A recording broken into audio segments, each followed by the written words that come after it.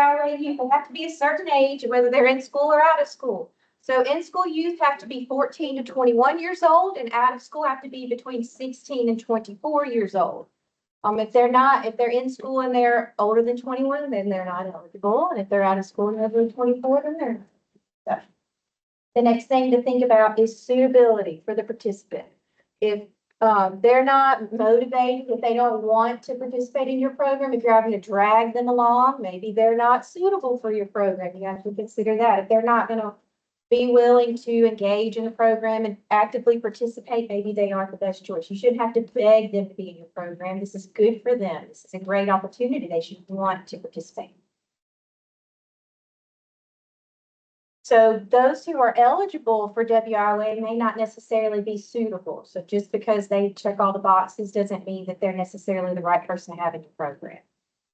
So make sure that they're not only willing to participate during while they're active, but also for 12 months in follow-up, because we report a lot of our performance in follow-up as well. A good little cheat sheet for everyone is in the staff online resources in Alabama Works. There's a youth eligibility that the reference little desk guide. It's like 2 or 3 pages long, but it quickly goes over in-school youth and out-of-school youth, what their barriers are, and kind of a shorter thing so you can easily figure it out if you have any questions or anything. So that's available for you. All right, first we're going to go over in-school youth. These are 14 to 21-year-olds. So for in-school youth, they are attending any school. It could be high school or post-secondary, and all in-school youth have to be low income. So make sure that they are low income, or else they're not eligible. And along with being low income, they also have to have one or more of the barriers for in-school youth. And these are basic skills deficient, an English language learner, an offender, in foster care, pregnant or parenting, or someone with a disability. So low income and one of these. Does And everybody know what basic skills deficient is? What's the level? I'll go over that too. Okay, excuse me. It's in here. Okay. Basic skills deficient is below the 9th grade level on the TABE, and we'll go over that in a little while later. Or if they're in school, you can also use one of the standardized tests that they get from their school if it shows grade level. Okay, so since in-school youth have to be low income, we're going to go over some of what low income means. So low income could be they're a homeless or a runaway. They're a foster child is considered low income. Anyone with a disability, you can count them as a family of one, which with youth usually makes them low income, not necessarily. If their income is over what it should be to consider them low income, then no, but you can consider just them and not their parents. And then any of the youth who receive a free or reduced lunch are automatically low income. If the whole school receives free or reduced lunch, then you can't count them unless you get something from the school, because even if the school or the county or whatever is providing the free or reduced lunch, you still usually have to fill out the form. So the school may have that information. If you can get that from them, that's fine. Public housing is not considered low income, but if they have that, they might also qualify for the free or reduced lunch. So you just need to get something to show that. So how else can you determine if the youth is low income? Well, if they're currently receiving, or a member of their family is receiving SNAP, TANF, or SSI, and then for youth, if the family income cannot exceed 70% of the lower living standard income level or the poverty level, whichever is higher. And in the staff online resources, there's a chart that shows you that. This is updated every year. And I update the documents in staff online resources, so they are correct, hopefully, most of them. But this is for this year, and you can use it as well if you need to for the low income. So when you are considering what is a family for WIA, for income, it's 2 or more people that are related by blood, marriage, or court degree and live in a single residence, and they're one or more of the following. They can be a married couple and dependent children, a parent or guardian and dependent children, or a married couple. And then a dependent child is anyone under 19 or 24 if they're a full-time student living in one residence for more than half the year and claimed as a dependent on their tax return. So this is saying if they're in post-secondary, if they're going to community college or college and they live in a dorm there, they're still considered a dependent to their parents. You still have to consider their parents' income when determining their income, if they're low income or not. So, and then these some of the others. Okay. If they live in any of these counties in the state, these are the high poverty counties. Anyone living in these are automatically considered low income. So they just need something saying that they live in these counties, and then you don't have to worry about it. It doesn't matter how much their parents make. It doesn't matter any of that. If they live in any of these counties, they're automatically low income. But we still have a requirement to obtain that income level and enter it into the system.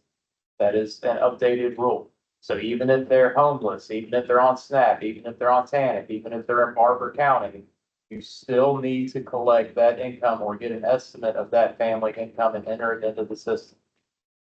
Thank you.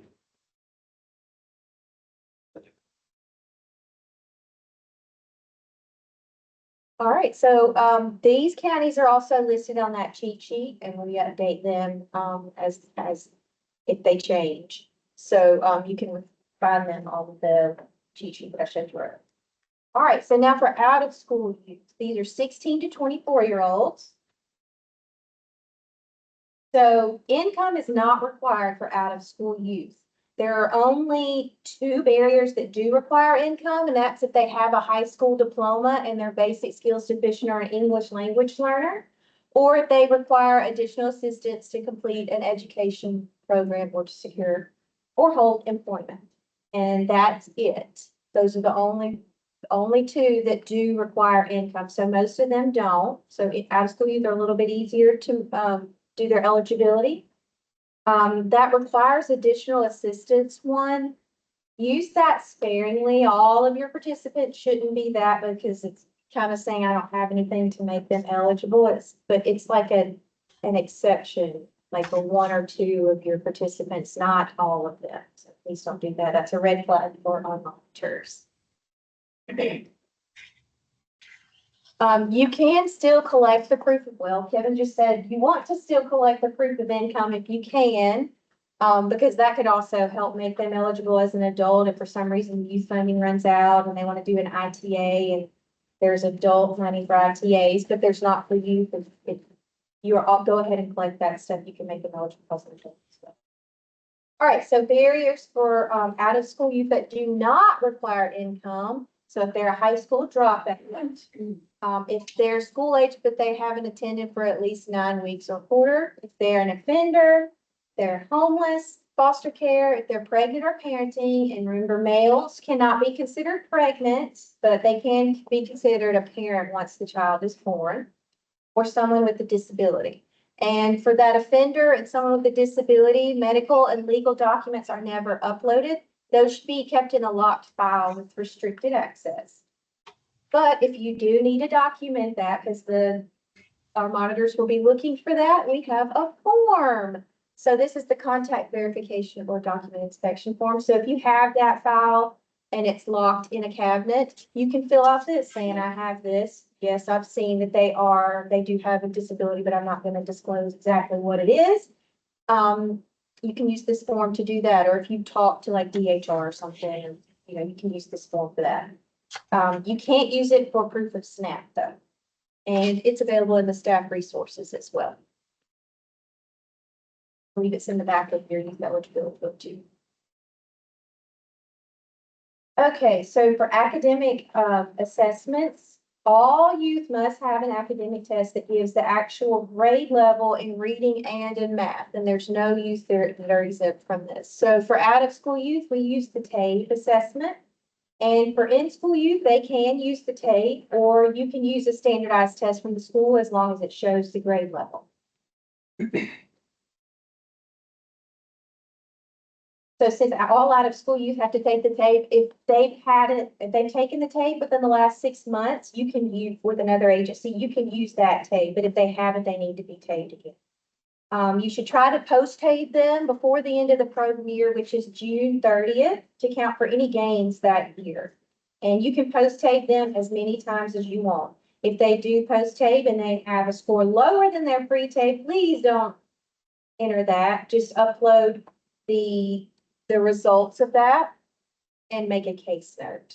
Because the EFL ribbon is for gains, not losses. So make sure you only enter the gains. All right, so for the tape, youth providers can put in their budget to do the tape themselves. It's easier for them to often do that than have to schedule it through a career center or a community college sometimes. But if you're going to do that, make sure you use the computer version. It is preferred for us. Sorry, I have a question. Mhm. I noticed it said the reading lab tags. Do they have to do language tag? They don't have to. Okay, it's one of my places to stop. Whoever's giving the tape may require them to do that. Right. But we do not require them to take. Thank you. Yes. If you are using the paper version of the tape, make sure your answer booklets and your test booklets are ordered through DRC, which is, where you get your tape supplies from. You can't make copies of it. If you do, then that is not considered a valid test. Please. Just saying this because it's happened, so.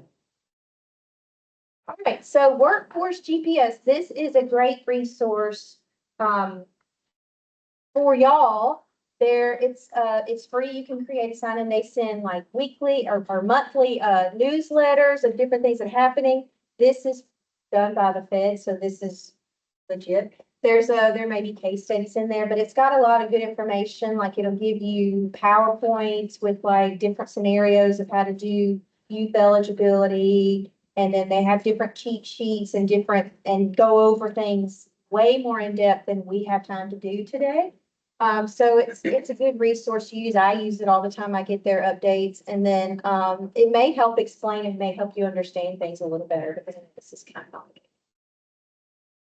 So everybody go and create a login for Workforce GPS. All right, are you ready?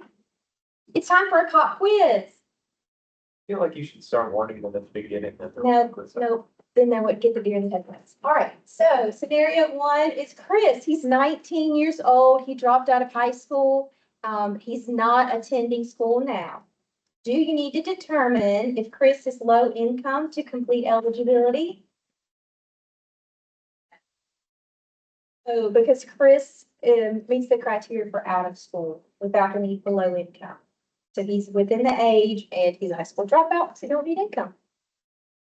All right, our next one is Jasmine. She's 16. She's enrolled in high school, but she has not attended in the last 6 months. Is she eligible for WIOA? Yeah. Yes, Jasmine is eligible out of school, even though she hasn't officially dropped out yet. She hasn't attended in the last 6 months, so she falls within that age of compulsory school attendance, but has not attended school within the last 9 weeks. And you don't need to determine if she's low income. All right, this is one. He's 18. He's a senior in high school. He's an English language learner. He's not eligible for the school lunch program, but he lives in a high poverty county. Is he eligible for youth program?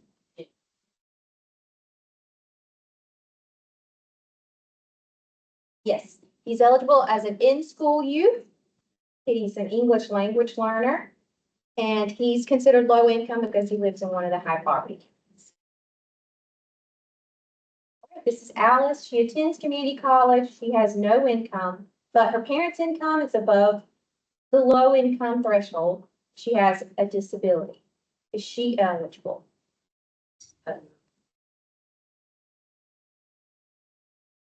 She is eligible as in school because she is attending post-secondary, but she has a disability, so you can consider her income by itself as a family of one. And since she has no income, she is low income. And that's any kind of disability. So if they can get proof of ADHD or anything like that, you can consider their income alone. All right, this is Robert. He's a high school senior. All the students qualify for the lunch program at his school. His family income exceeds the threshold. Does he meet the low income requirement? He does not meet the low income requirement because the whole school receives the free lunch. I don't think this appears to make too much money. All right, next we have Nikki. She's a 22-year-old single mom. She is low income and she attends community college. Is she eligible? No. No. She's a parent and she attends post-secondary, but she's 22 and the cutoff for in-school youth is 21. So that one always restricts everyone. All right. So we've gone over eligibility. You determined they're eligible. And now what do? You gather all of the paperwork. So in your book, in the white one, it goes over kind of step by step the eligibility process. And for those who are virtual, this is in the documents in the teams. It's the eligibility, youth eligibility one. And the other one for later this afternoon's in there also. But the first page is your youth eligibility checklist, and it gives you everything that you need to get and kind of the order to get it in when you're doing your own eligibility. And this is in your white book, and it's also available in the staff resources. There is also a document checklist that gives you examples of all the documents that are approved, proof of age, everything that you need it for. And you can use the same document for multiple categories. Like you don't have to collect something different for each one. You can use birth certificate for more than one thing if it's under more than one category. Please don't upload your document checklist. We don't need you to, this is just for you, but it's like really long. There's lots, so it tells you everything. And then when you're entering this stuff in Alabama Works, you'll have a drop down to verify whatever it is, and this is the list that you'll see.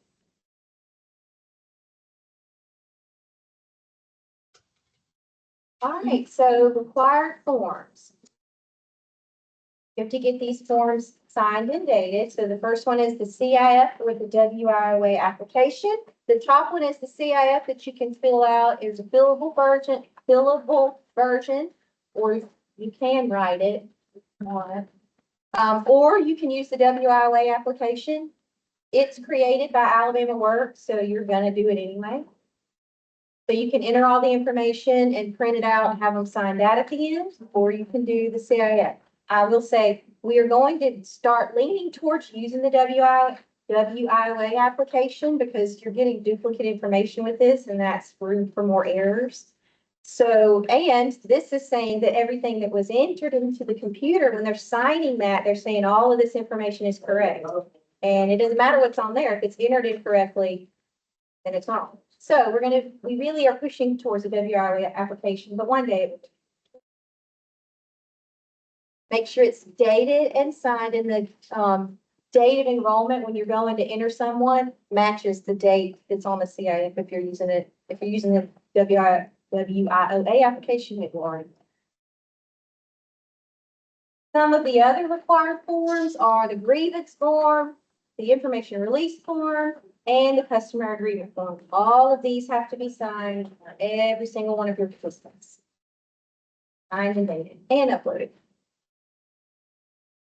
For males 18 to 26, you need proof of selective service. You can go to this website, sss.gov. If they're 17, you need to try to get it within 30 days of their 18th birthday, and we will show you how in the system you can set up alerts, and so it'll tell you 15 days until Michael turns 18, you need to get the selective service or whatever, so that you'll know, because how are you going to figure that? But you need this for all males between those ages. I'm sorry, so you said you can turn on an alert for it? We'll show you how to do that. We're gonna do a demo of the system this afternoon. Okay. We'll show you how to do that. Okay. You can set up alerts for all kinds of different things. Okay. If they're under 19, the participant information release form, you're gonna need a parent signature, so there's an extra line there. If they're over that age, then they can just sign it themselves. If for whatever reason they're homeless or they don't have any contact with their parents, and we will have someone to sign it for, make sure you document it in the case notes. All right, you also need the ISS signed and dated, so you're gonna go in and enter their goals and everything in the ISS, the long-term, short-term goals, and then at the beginning, and then you'll print it out and you'll have them sign and date it. And it's gonna change because that's the whole point of it. The services are gonna be added, their goals may change, but this is just saying they're going into this program and this is their expectations and this is the goals that they want to get out of this program. They sign it at the beginning and they don't have to sign it again at the end. It's just that one time, but it needs to be uploaded.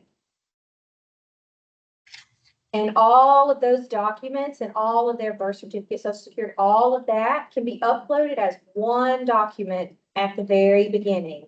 It's just easier for monitors and all to open that one and scroll through and see every single thing that they're supposed to have. And that's their first initial upload, is all of their documents. All right, so after you do that, you're looking back at your little checklist. So you've got the document signed and you completed the enrollment in Alabama Works, you've done an objective assessment in the ISS. Now you enter these codes in this order, same exact way for every single participant. All of them should have the objective assessment first. It should be opened and closed on the same day. And then you enter the ISS and it's going to stay open until they exit the program. So for the whole time they're in your program, that one will stay open. But the objective assessment will open and close in the same day for every single person. And then when you have their TABE results that you've uploaded within your documents, all in one thing, you can go in and enter those. We'll show you step by step how to do those later. This is what it looks like. There's an EFL ribbon and you'll enter your codes and then you'll go in and you'll do the TABE scores. All right, so for value-added services, they need a value-added service every month. And this is whatever you want to teach them that they didn't know before. It's just making sure that they're actively engaged and they're still participating in your program. Hopefully they're getting more than one value-added service every 30 days, but at least one. And if they're not, they probably need to be exited because it doesn't sound like they want to be in the program. This doesn't mean that there will be a different service code entered for every single one of these. It may just be a case note. But they need to have something. There needs to be a case note saying you've done something with them every 30 days. All right, so next we're going to talk about the WI wave fulfillments. These are required by the feds that every single participant is you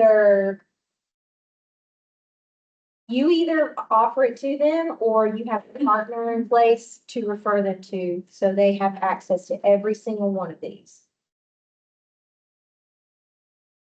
The first one is tutoring and study skills, and these are two of the codes that are going to go along with that particular one. A lot of our youth programs provide tutoring and study skills for their participants. It's more focused on in-school youth and relating to the attainment of a high school diploma. So in-school youth, or if you are a dropout and you're helping them with that, or there's also the dropout recovery services you can use. You're probably offering one or both of these, all of y'all are. So you can use that tutoring and study skills 406 code for those, and you leave it open until they get their high school diploma or GED or high school diploma option or whatever it is that you're offering to them. So with the application training, would that still be a part of the 406? Yeah, that's a different one. It's coming up. Okay, number three is the paid and unpaid work experience. A lot of y'all are doing that. It can be work-based learning, or you can just have them do job shadowing or things like that. Next is the occupational skills training. It's different from that, tutoring one. There is, the 416, which is, ITA, which those are the ones that you get the scholarships for. Those providers are all listed on the ETPL. And then there's the ones that are not on the ETPL that you can use the 434, the 430 code. And those are just the ones that are not on the ETPL. You may be offering it through your program or something like that. Just any kind of occupational skills training. Right, next is education offered concurrently with workforce preparation. So this is kind of saying, maybe they're in high school and they're doing work-based learning at the same time. Or they're in an ITA and they're almost done, they're about to get their CNA, and you find them a hospital that they can go work at. So they're gonna do work-based learning and an ITA at the same time, hoping that will help them roll into a job after they complete their CNA training. So it's good to do two things at one time if they can. If it affects their grades or something like that, obviously don't. But it's encouraged to help because it just helps them learn more, and it all makes everything kind of connect together. Leadership development opportunities. This can be anything like working with Habitat for Humanity or, community service projects or things like that. Supportive services, these are anything that you help them participate in your program. So a lot of you have supportive services in your contracts to give them money to help them buy interview clothes or to transportation assistance or things like that. So those are supportive services, helping them to get to the program or to help them get the job or whatever. Now, if you do have, interview attire in your budget and you're doing that as a supportive service and you purchase clothes for them, make sure that you actually document that they went to an interview and that you didn't just buy them clothes and then they dropped off the face of the earth. So if you're gonna help them get steel-toed boots for that job, document that they started that job and they are at that job, and not that we just bought boots for no reason. And then like the price for it, 425. Well, the supportive services are like the 480s. There's a list in the, Okay. They go over. oh yeah, if they do work-based learning, I think that's the. Yeah, 425. The next one is adult mentoring. These are usually like a year-long thing, like a relationship they have with an adult that mentors them for the whole time. It's usually not the case manager, but it can be. The next one is follow-up services. These are everything that you do during follow-up. And a lot of the services that you offer while they're active can also be offered while they're in follow-up, like supportive services or mentoring. Or financial literacy, like that can be offered in follow-up because they maybe took it at the very beginning when they started in your program and they've gone through everything and now they have a job and they completely forgot everything that they learned. So it wouldn't be a bad idea to have them go through that again now that they're actually making some money. Comprehensive guidance and counseling. I'm going to talk about this a little bit longer than some of the others. We got in trouble for this one because every single one of our youth in the state was using this. This is only for counseling for drug and alcohol abuse or mental health. It is not job counseling. It is not talking to them about going into post-secondary or how's your class is going. It is only counseling for drug and alcohol abuse or mental health. If you're not doing that, you're not doing this one. They thought it was very strange that every single youth in the state had either mental health or drug and alcohol abuse. Yes. I'm sorry. So if it has nothing to do with drug or alcohol, but they're giving career or other, I guess, encouraging words, and it's not the case manager, then what activity would that maybe fall under? Will it be the mentoring? Yeah, it could, yeah, I think you could do that in a mentor, yeah. Yeah, just don't put it under this, because we're gonna be looking for something to go along with it.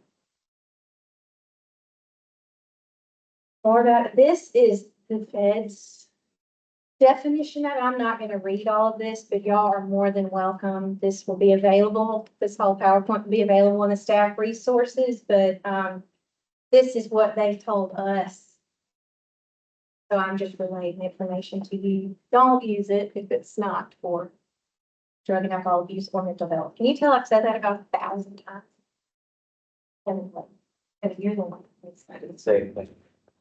Financial literacy is another one. This is anything to help them open bank accounts. A lot of our providers use the FDIC Money Smart. It's apparently got harder though. You don't have to use that. Some have, credit unions come in and talk to them, just talking about how to open a bank account, how to maybe balance a checkbook. Or manage spending their money or things like that. There are other online things that they can also use. Just whatever you want. It's just good. I wish they would teach this to all high schools, make everybody take this, because, you grow up, you don't know what to do. All right, entrepreneurial skills training. It's just the basics of starting and operating a business. Some have businesses come in, some will have multiple businesses come in and let the youth go from table to table, kind of like speed dating. Just to kind of get an understanding of how business works, what you have to do, what you need. It's not just, oh yeah, I'm gonna sell this stuff, but you also need an accountant, you also have to do this and this. So just understanding everything about, because everybody thinks they want to open their own business, and it's not always as much. Services that provide labor market information. These are the two codes used for that. This is, anything that lets them know, these are the industries in your area. If you want to be a truck driver, this is what you're gonna have to do. This is how much you could make. This is where you could go to make more or less or whatever. If you want to be an underwater welder in Tennessee, that might not be the best choice because there's no opportunities there. You're gonna have to get a little bit closer to the coast or things like that.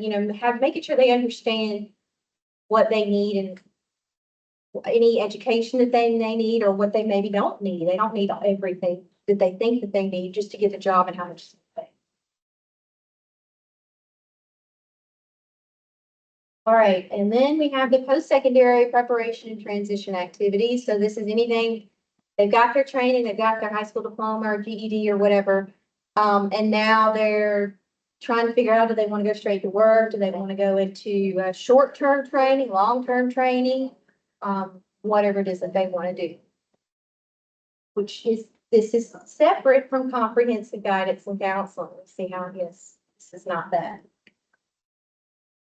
All right, so in the white book that the people that are here have, the WIOA eligibility guide, there is a long document that goes over all of the different codes and the definitions of them and what each code means and when you should use it, because if you don't use the correct code, it may not be reported correctly. Some codes trigger an MSG, and if you enter it, it's looking for one, but if you're putting them in something that can't get an MSG, then it's looking like a failure, and then vice versa too. So you need to make sure you're using the correct code for the correct service or activity that you're doing with them.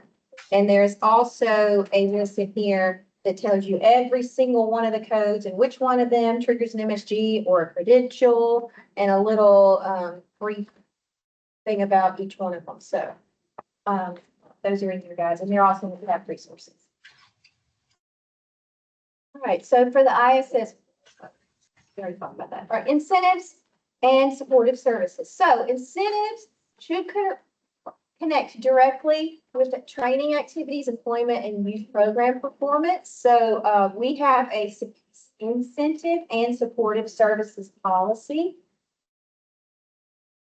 And each of you do as well in your contracts. Incentives are only for major accomplishments. They're not for,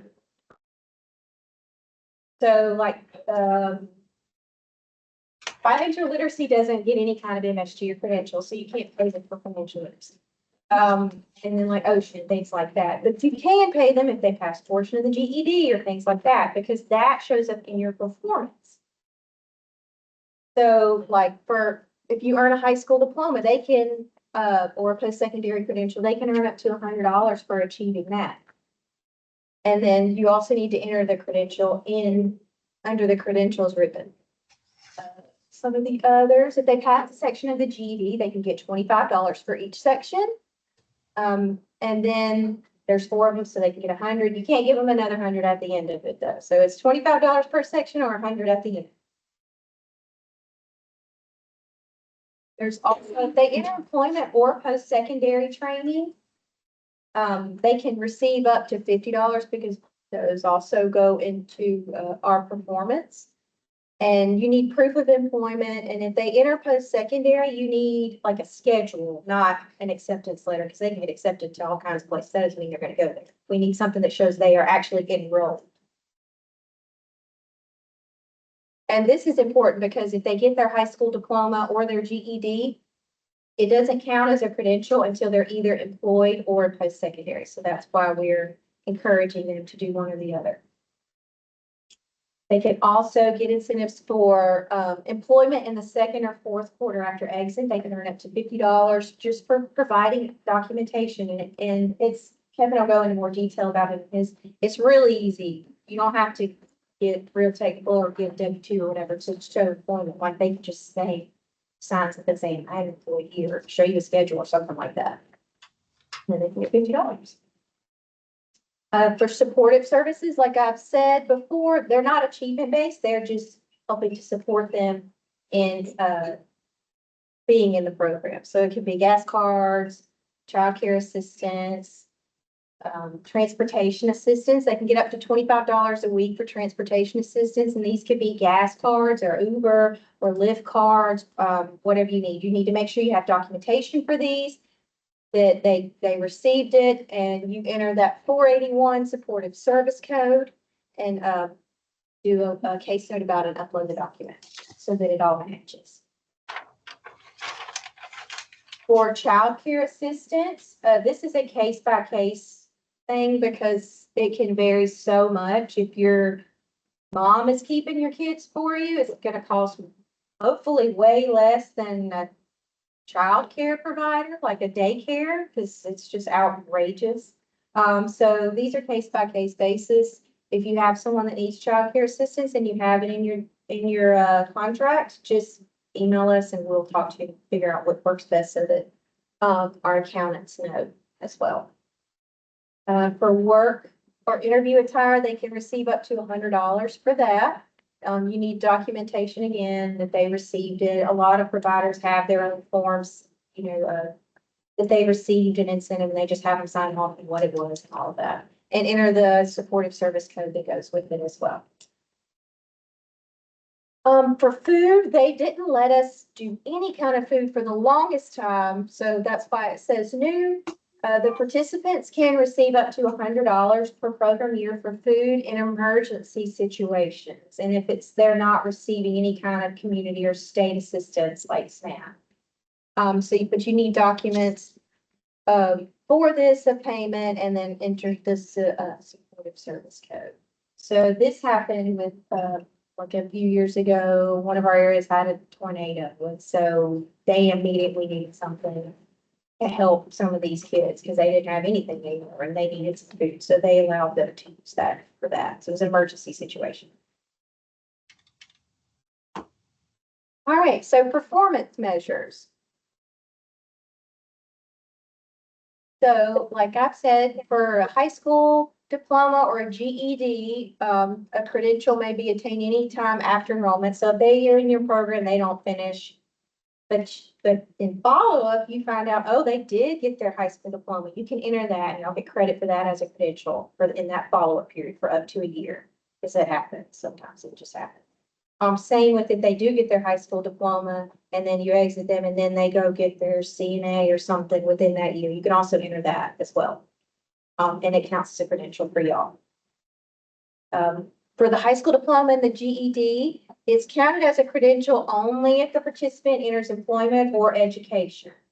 So if they finish and you exit them and then they get some employment in the second or the fourth quarter, then then it counts as a credential. It just has to be for one day. If they get a job for one day, Credential, otherwise it's just an MSG.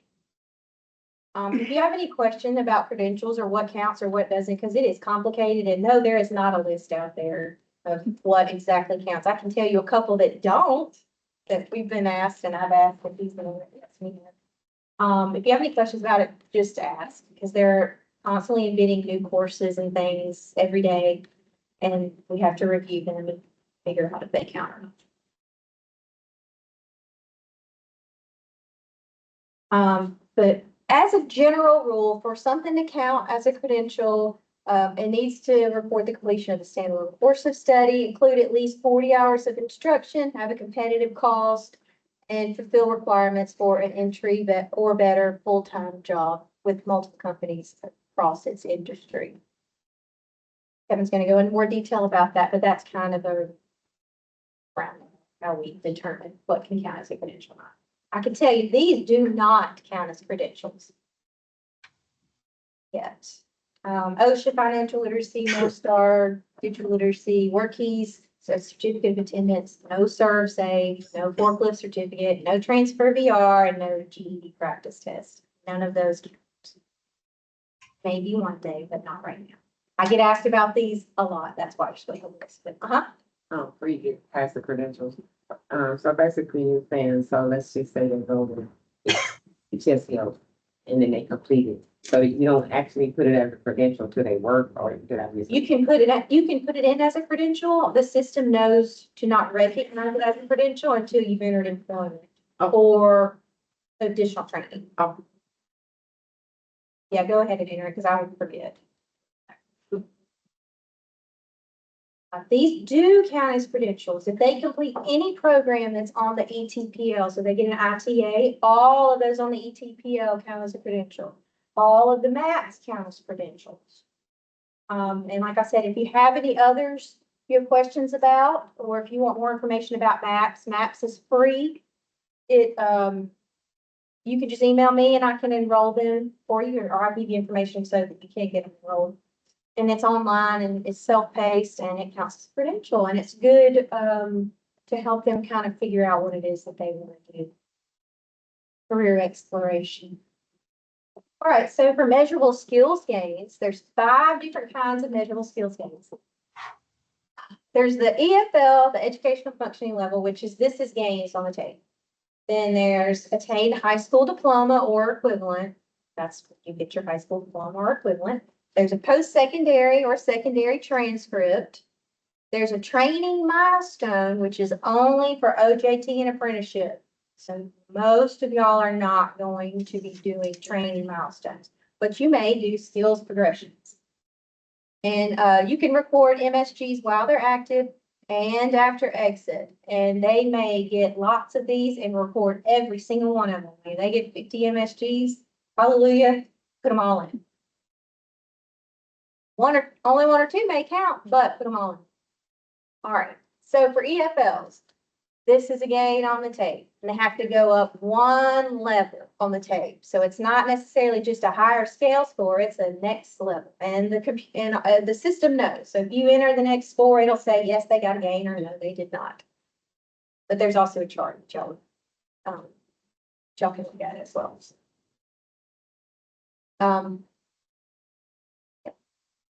Next is if they attain their high school diploma. They cannot already have their high school diploma before they get in your program, and then you count it. I'd say it because you can document a GED with a copy of the passing scores on all parts. You just need like the results, or a copy of their secondary school diploma or alternate diploma. Some of them don't have dates on them for whatever reason. If they don't, you can write the date and just initial. And then make sure you upload all of these. Any credential or MSG has to have documentation. So if you enter that, you better have documentation for it. The monitor is full. Give you a strong word. All right, so a transcript or a report card for secondary or post-secondary. This is for full-time students. It's not just the report card. They have to be passing.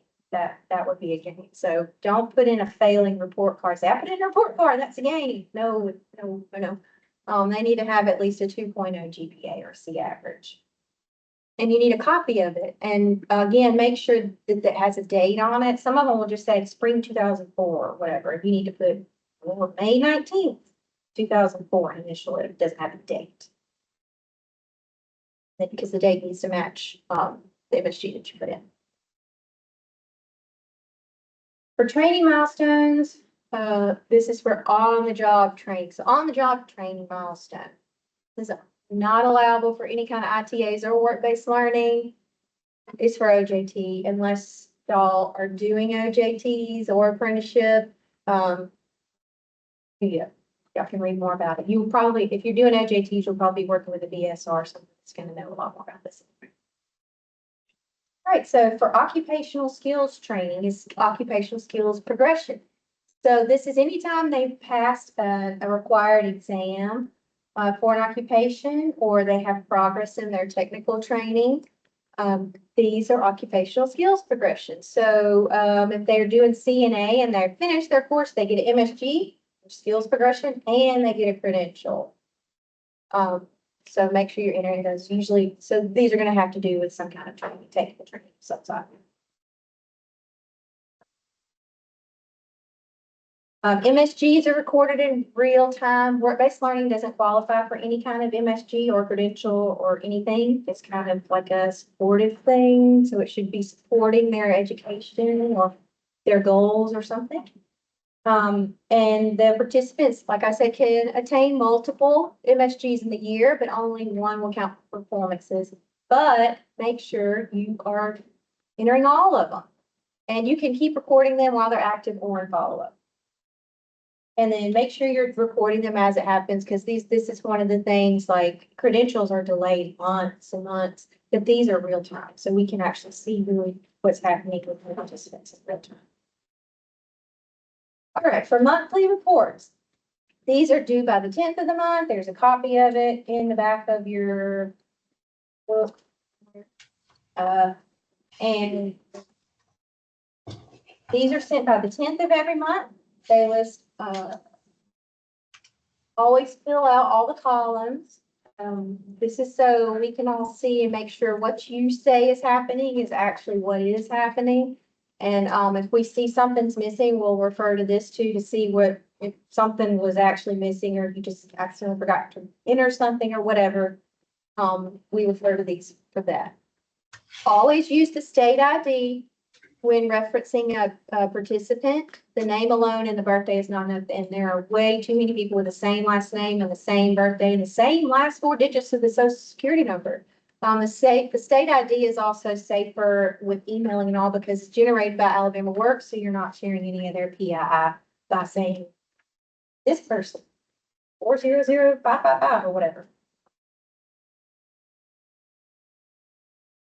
All of these columns are the different services that you're offering to them. You can change these. If you don't use some, you can delete that column. If there's some that are there that you do use, you can add to it. You can customize this and make it however works for your program. If you have any questions about those, you can email me. These columns show what the participants did just for that month only. It's not an ongoing. If they entered employment, you don't keep it on there. They entered employment in October. You put it on the October report. You don't keep it on there for the rest of the time. The WIOA credentials are for WIOA credentials only. If it's financial literacy or something else, you put it somewhere else under the other certificate. So it's good. They did financial literacy. That's good. If they have their OSHA or one of the ServSafe or whatever, that's still good. You can put it under other certificate. Just don't put it under WIOA credential. And then if they have obtained their GED or high school diploma, but they haven't been employed or entered post-secondary yet, you can put that under there. Under obtained GED or high school diploma. Are there any questions? This is my cat, Walter. Yes, The ACE counts financial literacy. Does it have? it does have financial literacy. Yeah, you can count that because it doesn't count as much, if anything else. It doesn't count as a credential or anything. Right. So yeah, you can count that as financial. ACE. Uh, That has one controllers. I don't know if you mentioned it, but for like follow-ups, do we still maintain like the same services once like entering? There, yes, once they enter into follow-up, there's a different list and it will automatically pop up. It won't let you put the regular service codes in during follow-up. They all start with an F. follow-up. But Okay, so like a lot of them are the same. for like the case notes. Right?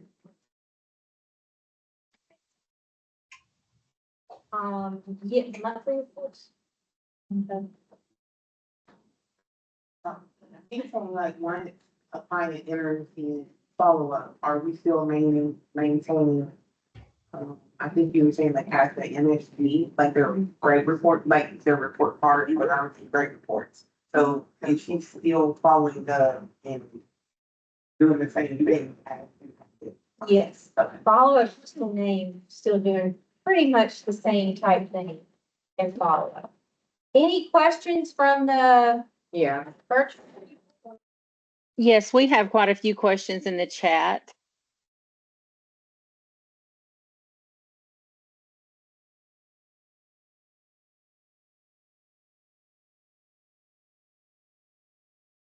The program year is from July 1st to June 30th.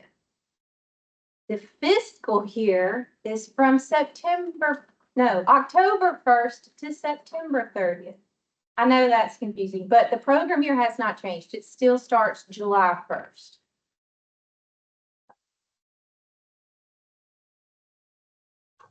say from July to physical is from July. July 1st to June 30th is the program year.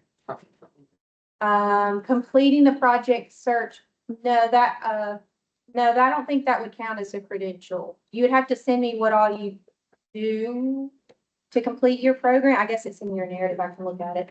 I can look at it with Kevin, but I don't think so. Enrolling in college after obtaining GED be a credential. Yes, enrolling in college after obtaining GED would count as your post-secondary. And you would need a copy of their like schedule or something, not just their approval letter. I mean, just to clarify, enrolling in college after obtaining a GED would allow the GED to count as a credential. Right. I don't think they were asking if simply enrolling itself as a credential, but just to be sure we're on our P's and Q's, like that's what that means. You have a client who is in the GED program, receives their GED, and then enrolls in college, all while in the program. Will they get a credential for college enrollment regardless of whether they are receiving WI educational funding? Okay, so yeah, I think, so that was what was being asked. Yeah, so enrollment is not in itself a credential. It would allow the GED to count towards performance for a credential. And then it would also count as placement and post-secondary education, which is another performance point, which I'll cover in my presentation. They will not receive a credential every semester. So credentials are obtained at the completion of an education or training opportunity, right? That when we say credential, we mean like an associate's degree, a bachelor's degree, a trade certificate, something like that. Enrollment is separate from credentials, and we'll cover that more in a minute. They could receive an MSG for every semester with their report card or transcript. Right. And it doesn't have to be paid for by WIA Right. funds. It doesn't have to be an ITA for the credential to count. Right. After a participant completes Career Edge, Alabama Works, is it considered a credential or MSG? No, Career Edge is not considered a credential or an MSG. So Career Edge is an opportunity to provide one or more of the 14 required youth services that Jess went over earlier in her presentation. So it has elements like resume writing, interview preparation, job exploration, soft skills training. So it's not a credential or MSG, but it is one of the mandatory youth elements. And remember, the youth have to receive one of those qualifying youth services every 30 days or their case closes. So that Career Edge is a great way to keep the timer resetting so that they don't close out. Doesn't Career Edge have financial literacy section to it? It does, yeah. Okay, It does. I was thinking it did. And if y'all need more information about Career Edge, you can, email me too, and I will get y'all, if you need any training. I got several short questions. Is, dynamic feature on that monthly report would be a, I think on the check mark, if you do Probably other certificates. another certificate. Okay, and then, are you able to help me get, the access for the do maps? Dynamic features, or do I necessarily have to go? You have to go through, we tried that. Okay, and, on the ITA, I mean, I guess on the ITA part, what you said, when they enter, when they first enter, they get $50, they get some, or no, after they complete a, If they've completed their high school diploma, and then they go into training, it's not just for going into an ITA. If they have to complete their high school. okay, diploma that's what I thought I was trying to.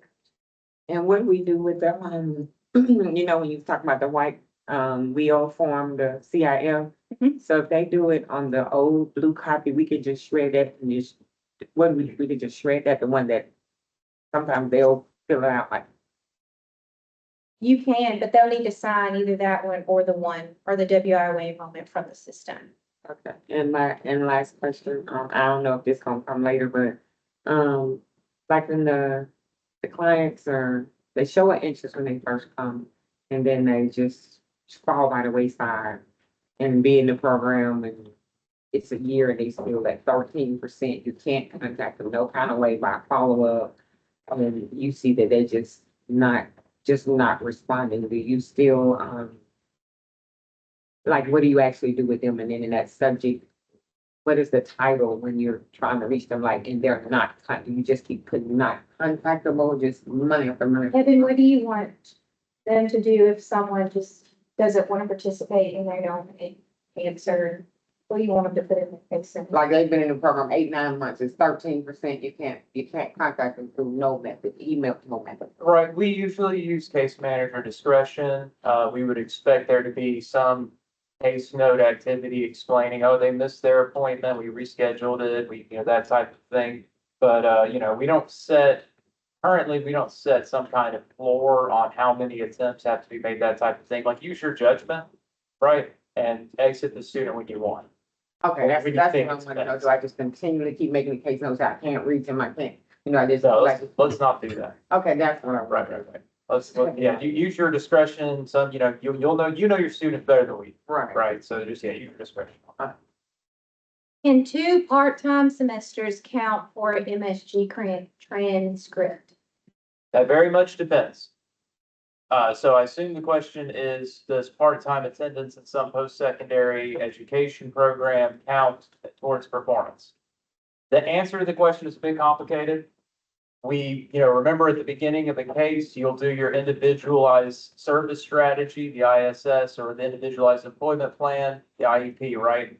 And on there, you should be talking about what the goals of the student are, what the requirements of the student are. You're trying to assess the needs of the student, right? So some students don't have the opportunity to go to school full-time, right? They're low income, they have children of their own, they're taking care of elderly parents, right? There are reasons why they may not be able to do 12 full hours per semester, right? If that's the case, then yes, part-time credit, as long as it's passing, can count as the MSG if you have the transcript.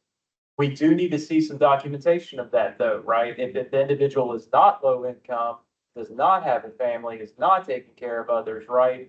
Then they need to be attending that school full-time, right? So it is another one of those case manager's discretion things. As long as you create your case notes, make sure you complete your individualized service strategy, you complete your objective assessment, right? We'll back you up on that. Okay, completion of a semester is a gain, but do they have to be on an ITA to receive the gain? No. If they're in any kind of training, if it's not an ITA, they can still receive a gain.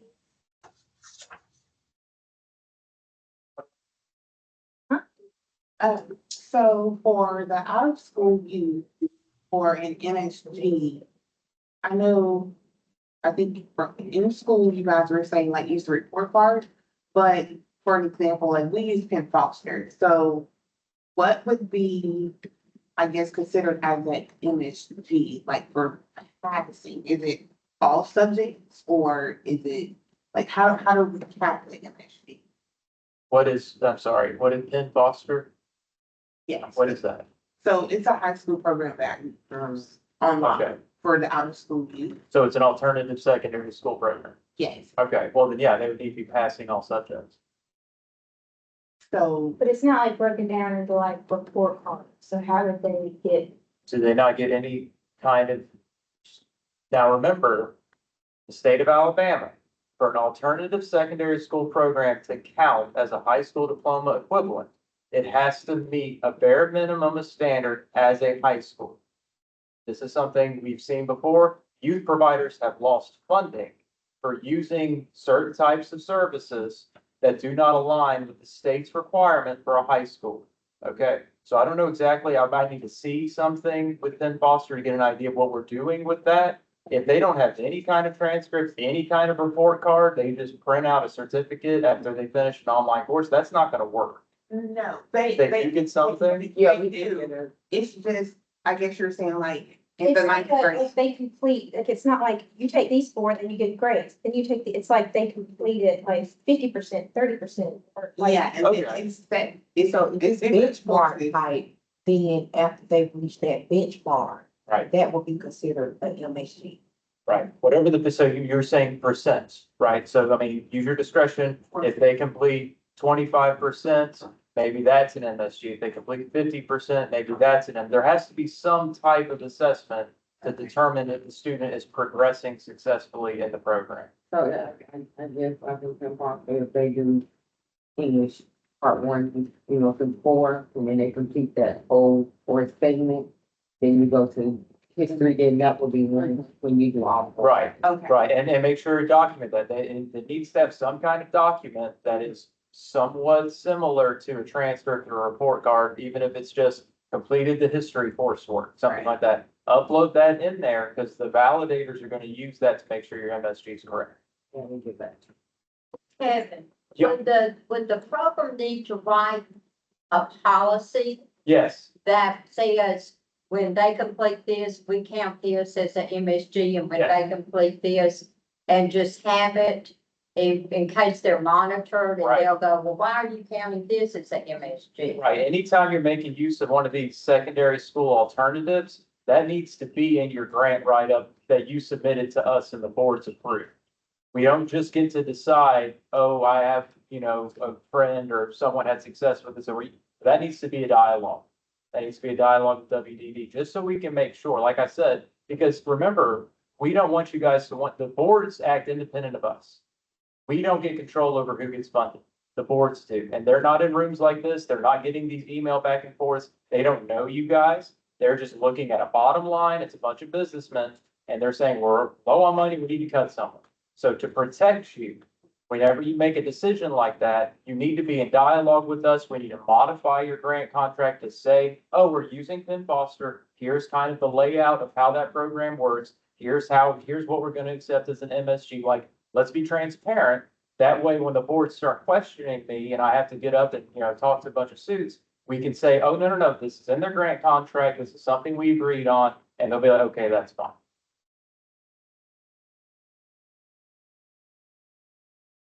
The programs that the schools are using change, how do we report that to Jess? Sometimes they change programs year to year. Yeah, you can email me and, I'll discuss it with Tracy and them just to make sure. Or you can just have it in your contract. If you're gonna change, maybe wait to change when your contract ends, when you're gonna renew. And then you can change whatever you need to change in there. Any other questions?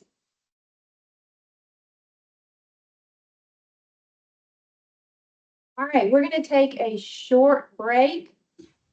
And then we'll come back and Kevin will do his, let's say, maybe 10 minutes, so at 10:27, Let's give them to 10:30. 10:30. 10:30, we'll come back. So see y'all in just a minute. Y'all are welcome.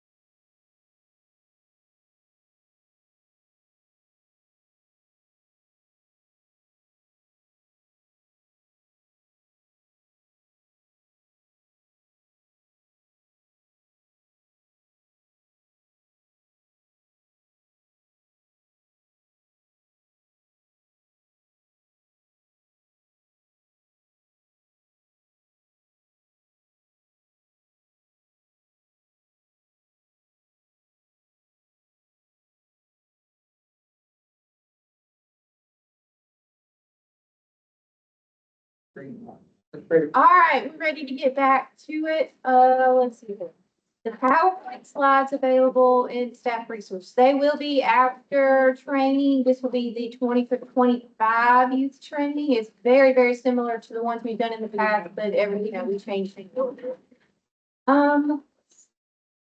The recording will be, there will be a link sent out. I think I'm going to attempt to create like a YouTube channel. We can't put those in staff resources because recordings or videos are too big. So Gio suggested that we make a YouTube channel. Now, I have never done this before, but I'm sure my 10-year-old daughter could probably show me. So I will, get on top of that and I'll make sure everything's recorded from now on and all recordings will be available there. Eligibility, youth has a high school diploma, is basic skills deficient, but not low income. No, they would not be eligible. They'd have to also be low income or have another barrier, like if they're pregnant or they're offender or foster or something like that. When doing income, do we use income from guardian or custodial parent? These are sometimes different. I would probably need an example. I'm assuming that we mean that there is a established guardian, but there's also a custodial parent as adjudicated by a court. So if both parties are taking care of the child, then we would use them combined, which would be, remember, we're talking about family income. Remember, that's the key, family income. So it would be like, what's the equivalent of a two-parent family? Now, let me know if I'm not answering this correctly, because I'm kind of just assuming based on the question that there's a guardian situation, and then there's also a court adjudicated custodial parent situation. Both are taking care of the children. Can you not hear me? I'm muted. How am I muted? Did you mute the mic? Can y'all hear us at all? Okay. So yeah, like I said, it kind of depends on the situation and feel free to email us. I don't, want to burn too much time, but, yeah, one person, all caps, yes, please stop talking, Kev. No, I love it. Yeah, but in general, we would try to find like what would be the equivalent situation be to standard nuclear family. So if there's a court adjudicated guardian, there's a court adjudicated custodial parent, we would combine those incomes, and that would be considered the family income, right?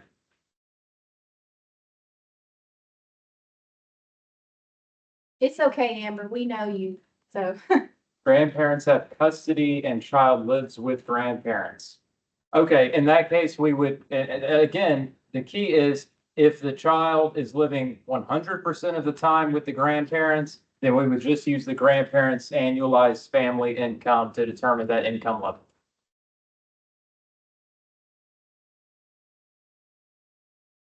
Any other questions before we get started with Kevin's exciting presentation? I hate that y'all won't get to see him pacing because he's a stand up and pace kind of guy, but y'all will. Well, Enjoy the jokes. Make sure you laugh. oh God. See, now I feel like on the spot. The jokes come naturally. You got to just let it happen. You got to let it flow. And unfortunately, I have had to remove some of the community content because the presentation was just getting too long. And we are trying to get out of here around 3 o'clock today. I want to make sure Alicia has plenty of time to get what she needs to get done. But I'll do my best. I'm sharing. It says I'm sharing right there. Oh, I got to do it here too.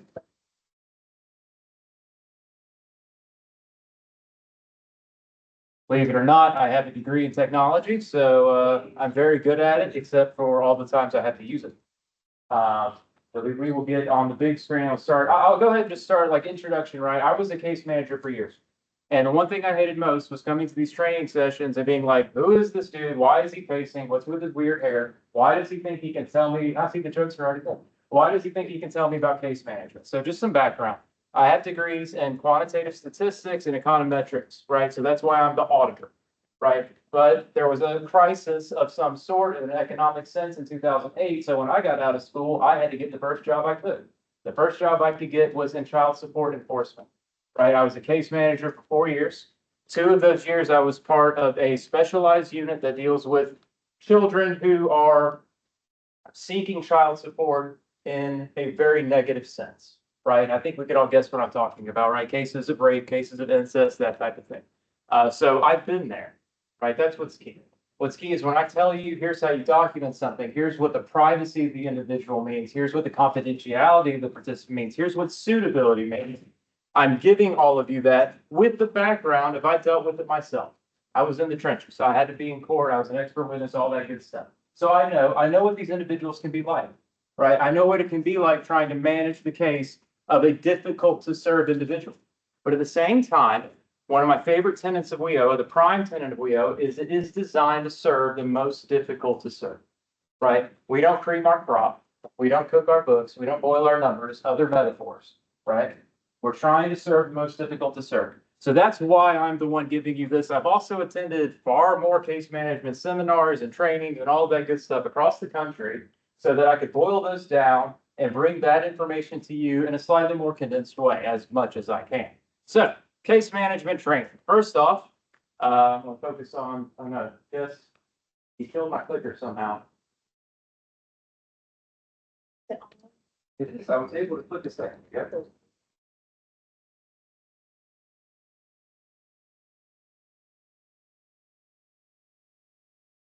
Okay, somehow that fixed it, I'm not sure. Did it fix it on the Teams? There we go, okay. So I think did I cut a slide? I'll just say it. Disclaimer, everything I'm giving you today is discussing specifically WEOA Title I youth services, right? You may have other grants, you may have other contracts and stuff like that. That's fine. Some of these rules, some of these guidelines will apply, right? Some of them are just basic. How do you do a case note, right? How do you manage documents, right? But a lot of the stuff is unique to WEOA. So don't think that I'm trying to tell you how to manage every grant, right? I have a different, we manage several grants. I have a different PowerPoint for each one. So I'm focusing on WEOA Title I Youth. I like to start with a strategy. I am a strategist. I love chess. I love poker, all that good stuff. So really the core of case management comes down to having a solid strategy to deal with these youth, right? To deal with them successfully, to get them where they need to be. And it starts with intake and suitability. Right? The intake process is an excellent opportunity to observe the client's behavior, right? To understand what their personal skills are, what their barriers are, and to put them on the most important thing we do, a dedication to a sustainable career plan, right? Our goal is for these students, for these children, right, to one day be able to be self-sufficient, to one day be able to take care of their own families, have children of their own, take care of their parents, whatever they need to do, right? Because we know as adults, and professionals, we know how rough the world can be. So that's what we're doing here. Remember, keep your heart. Remember, we're here for a reason and you'll succeed. Suitability is something I'm going to go into in detail in the performance section of this, but I'm just going to say once, essentially, suitability is the only time a case manager can deny services to an otherwise eligible client. Right? That's key. That's key. So once you enroll them in WEOA, they're yours. They're going to be in your performance no matter what happens. If they stop showing up, if they stop answering the phone, if they refuse to participate, all that stuff, we were supposed to screen those individuals out in suitability and find other programs and other methods of assisting, right? So once they're enrolled, it's too late. There are no excuses, right? We have to suffer any failures that might be the consequence of that. So it is important that you take the time to fully assess the behaviors, the skill sets, what the proficiencies are, right? The words that we all use all the time to do career planning. This is when you do it, right? That way you can create a sustainable career plan with your clients, which leads us neatly into the next strategy, sustainable career planning, right? That's for disadvantaged youth. It involves empowering them, right? You want them to be able to identify and pursue paths that not only align with their interests, but align with the current market economy, right? There was a time when certain types of degrees and certain types of credentials were very valuable, but those phase in and out because of supply and demand, right? So you need to be conscious of that. I'm not saying you need to read the Wall Street Journal every day or whatever, but you do need to have some idea of what is valuable in your area. Is welding a particularly like solid occupation? If so, is mechanical welding as valuable as chemical welding, right? Those types of thoughts, that's going to help you empower those students to, like I said, one day take care of their families. So sustainable career planning encompasses providing access to comprehensive career exploration, career guidance, mentorship, leadership development, all those good things. And additionally, Fostering resilience and adaptability equips the students with the tools they need to navigate the obstacles that are going to exist in the ever-changing job market, right? So it's important stuff. We have two assessments that are required for all youth, right? Hopefully everyone knows this. We have the individualized service strategy and or the individualized employment plan. That's when we're talking about that high market, high wage job, right? Making sure they're on a path that leads somewhere, right? But then we also have the objective assessment, right? That's when we start documenting things like their barriers, right? We start documenting things like any mental issues that might be something we have to address, any social issues that might need to be addressed, right? Housing issues, that type of thing. We got to do all of that. So don't skip on those assessments. We read them. I guarantee you we read them. We have a monitoring team that reads them. We have an auditing team that reads them, and we have a validating team that reads them. Now, yes, essentially they're all the same people, but they read them 3 times. So be careful, right? Do those assessments. That's important stuff, right? That may outlast your own participation in the student's life. If they have to come back to WIOA as an adult, we still have those assessments on file. Finally, and arguably most importantly, as far as strategy is concerned, is the exit strategy. The vast majority of WIOA cases that fail performance that is due to the case managers exiting the clients too early. WIOA is unique. There is no required exit timeline. A participant can stay in WIOA perpetually, because you should not exit a client until you have found employment or an additional post-secondary training or educational opportunity that will set them on a path to employment. You don't have to. Why would you exit a student who's coming in every month, who's doing their work, who's doing their best, but does not have a job lined up, right? Or does not have another training opportunity lined up? There's no reason. It's nonsensical, right? You're not getting a bonus point for exiting them within a certain amount of time. You're not getting penalized for exiting them at a certain amount of time, right? So be mindful, be strategic, right? Case notes. I have a simple phrasing with case notes that I think encompasses a lot of what's happening in the world. AI is a big thing now, and it probably will remain a big thing, right? China just created their own AI platform. It's upsetting everything. Like everything's huge. Everyone is using AI, and that includes the auditors, validators, and monitors who review your cases. For that reason, you should try to do more with less. And I'm going to go into that in a lot of detail over the course of this presentation. In general, these are the elements within the system that require a case note. This is a great desk aid. I've got a lot of desk aids in this presentation. This entire presentation is available on the staff online resources section of Alabama Works. I would highly recommend that you familiarize yourself with it, right? Don't have to memorize it, but it's not a bad thing to have on hand. A lot of these things are basic and they're like eligibility, suitability stuff, right? Like, is the participant homeless? Is the participant pregnant or parenting? Are they in need of additional assistance? That type of thing. Some of them are training or service-based, right? Have they been enrolled in secondary education? Did they participate in post-secondary training, right? And then the others are, generally speaking, performance-related. Was their employment related to their training? Did they place in a job or an educational opportunity, right? Did they complete training? All that good stuff. So like I said, it's a good desk reference to make sure that you're creating the case notes that the federal government is mandating for this grant. The characteristics of a case note. We have all seen this slide. If you've been doing case management at all, you've seen this slide, but I am federally required to make sure you see it one more time. So let's do it. It's got fun, like graphics and pictures and stuff. Case notes need to be clear.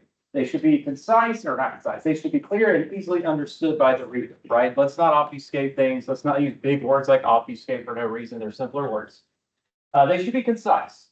And this all comes back to that element of like do more with less, right? They should be as brief as possible while covering the required information. I am not telling you to not write case notes. That wasn't on the slides.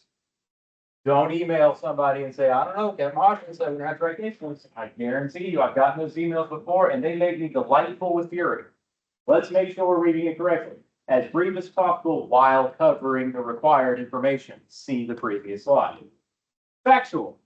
Just the facts. I'm a big history buff. I don't know if you guys knew this. Case managers, we have a proud tradition, right? Case managers, we actually come from circuit court clerks, that is in the 19th century, right? Back then, there weren't fancy computers and AI and all that stuff to do this work. The judges would hire a court clerk to document their cases, to manage their cases. We have inherited that proud tradition, and it is a proud tradition, right? Because we're actively interceding in people's lives, making sure that they have all the tools that they need. So everything in the system, but especially case notes, you need to be factual. And that all comes back down to the idea of a determination, right? And in court, if you're a legal or a true crime kind of person, you already know what a determination is. A determination is when you take a series of small facts or observations and you piece them together to form some type of conclusion. For example, you could say in a murder trial, somebody has access to a weapon, motive, access to the victim, that type of thing. You can combine all of those things, and a judge might say that person is guilty or not guilty of the crime. That's a determination, right? We do the exact same thing. Suitability is the largest determination we make, and we own.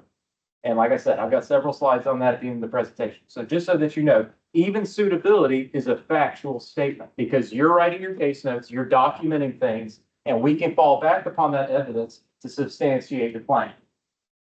Relevant. Case notes need to be relevant. I say this like 5 times in this presentation, so I'm not going to focus on it right here. But essentially, any event described in a case note needs to be relevant to their WIOA, to the WIOA of it all, if you will. Timely. Case notes should be written shortly after the event they describe, right? There's no reason to wait a month to write a case note. That's a red flag. And I would like case notes to be written within a week. Ideally, they're written the same day or immediately afterwards. But like I said, I was a case manager. I know that's not always possible. Identifiable. It's a small but important point. Please don't list names like Sheila, Jerry. That doesn't help us, right? We have to keep these case notes for a very long time. It's like 10,000 years or something, right? So we need to make sure auditors and our descendants can look at the case note and know who we were talking about, right? Whether that's an employer, a provider, a college, or the participant or the participant's family, whatever. We need to at least one time have that full name. Okay, some important rules for writing case notes. The most important rule for writing case notes. Do not use a case note to vent or complain. Ever, not even once. And there's more reasons for that than simply it's professional to not use a case note to vent or complain, right? That's not the venue for that type of thing. It is a major red flag for auditors. I've been an auditor for going on 8 years now. As soon as I see a case note that is venting or complaining about a participant or a situation, I have a field day. One, because they're fun, right? I love it. I love the drama, right? I love the intrigue of it all. But 2, if I see you doing this, I know that I can get paid good money to simply read every case note you have and write you up for every single one, right? So that's my responsibility, is to inform you. There's more to this than being professional, because apparently that's always not enough of a stick and carrot for people. Beyond being professional, it's going to get you in trouble, and it's going to get your entire caseload in trouble. Okay, so don't do it, not even once. Call your priest, call your pastor, call me. We'll talk about it. That's still better than writing it in a case note. Bullet points are generally preferred over paragraphs. Here's the thought process behind that, because I remember when I started in child support, we had to write these beautiful, expansive essays about every situation that occurred. The problem with that is, 1, you're wasting time, right? And y'all have a lot of things to do. You don't have that time to waste. But 2, you don't want an auditor searching for things. You want an auditor to look at that situation, look at that case note and say, bam, there's the bullet point I need. I'm done. I'm going to close this window and move on to your coworker, right? Let him worry about whatever he or she is doing. So bullet points are generally preferred over paragraphs. That said, same thing as always. Don't use shorthand. Don't use non-WIO abbreviations. Don't use slang, cliche jargon. I'm sure you guys aren't doing that, but I do need to put it in a slide at least once. Participant status and follow-up contact case notes should be entered quarterly. Now, obviously, if a WIOA communication event or a case note, right, it should be entered as long as it occurs if it describes an update or significant information, right? Again, Kevin's not telling you to not write case notes. What he's saying is make sure if it's not a very relevant, important case note, that you're only entering quarterly. Right, that's just a general rule of thumb. It's not a hard and fast rule. I understand it's important that we keep a type of rapport with our clients, right? And contacting them is a great way to do that. Hey, how's mom and them? Is the store doing okay? How's Jeff's foot? All that stuff is great. We ask that you use a contact log. We used to call them phone logs, but now you can Snapchat your clients or whatever. So I'm calling it a contact log. or a different system to track non-WIOA communications, right? Again, it's not something you're getting written up for. It's just a best practice. Like, why are you wasting your time, right? That's the whole thing. We're trying to save you time in this. Relevance once more. Do not comment on details that are irrelevant to an individual's participation in WIOA. Our systems are audited and validated by the federal government far more often than other grants you may be familiar with. That's because we have PII information, we have IRPA information, we have HIPAA information, we have IRS information, we have social security numbers, lots of acronyms, right? And all of those things require various federal agencies to audit us quite frequently. That's why I focus on auditing so much. I don't want you guys to get in trouble. Okay, even more important rules for writing case notes.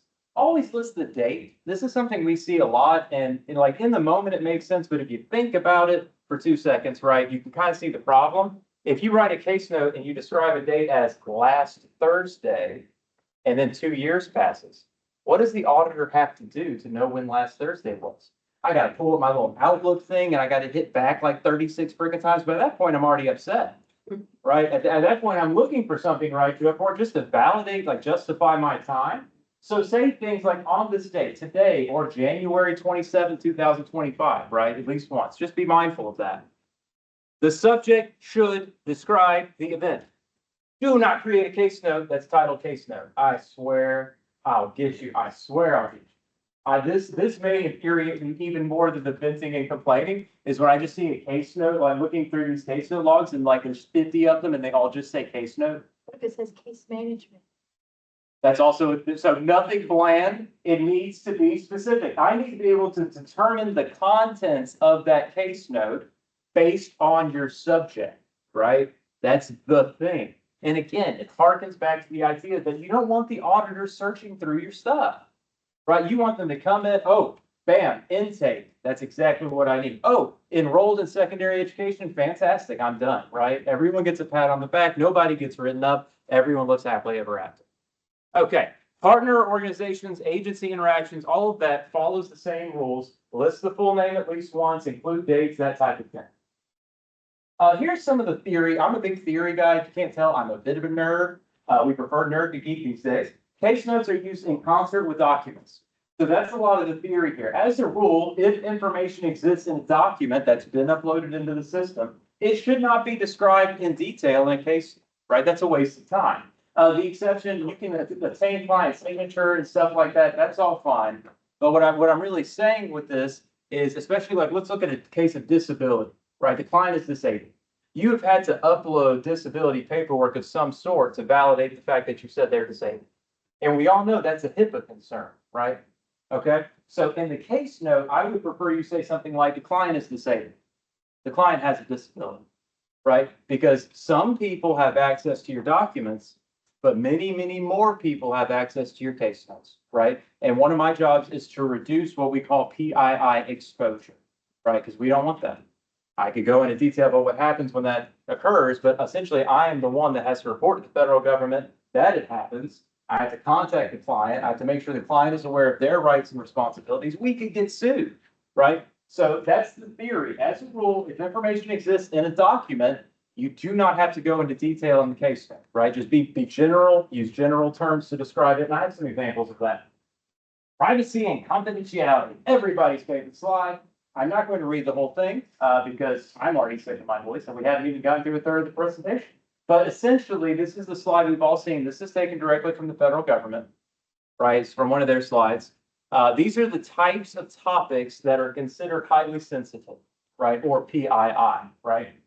So be careful when you're dealing with these. You know, a lot of it is stuff you're already aware of, like criminal history, financial status, health conditions, right? All that good stuff. There are a couple on here that trip people up, right? There are a couple here that trip people up. And the first two are the most common one. Because we don't have any boyfriends or girlfriends or joy friends or whatever you want to call them in the system.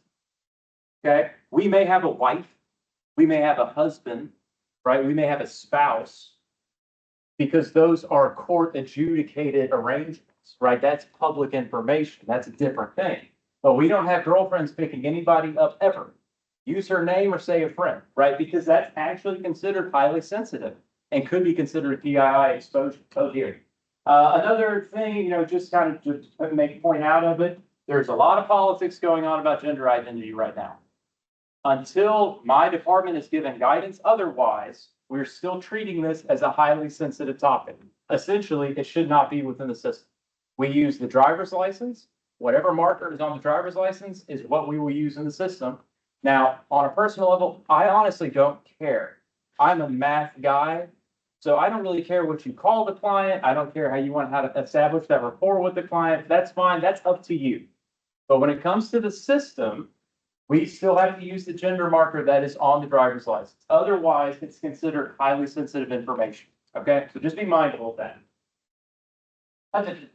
In addition to the case notes that are entered and described WIO services, the case note history should include the following as appropriate. This is another good desk reference. These are essentially all of the types of case notes we would expect to be in a case for a participant. The first one's obvious, right? Intake and eligibility. That's your starting point. So we would expect a case note to describe those processes. We would expect a case note to do what we call determination of training need or suitability, which again, I'm going to go over at the end of the slide or at the end of the presentation. But that should also be a case note. Those two things can happen at the same time. It just depends on how your day's going and how you handle your clients. It's up to you. If they happen at different times, we would expect two different case notes. If they happen at the same time, you can combine them into one case note, right? That's fine. Training begin dates, training end dates, right? So if you enroll someone in any kind of training, we expect to know the date of that, the type of training, who's the provider, all that good stuff. And then we would expect to know how it ends, right? The date that it ends, if the student completed it successfully or if they failed to complete it, all that good stuff. Service closure and exit.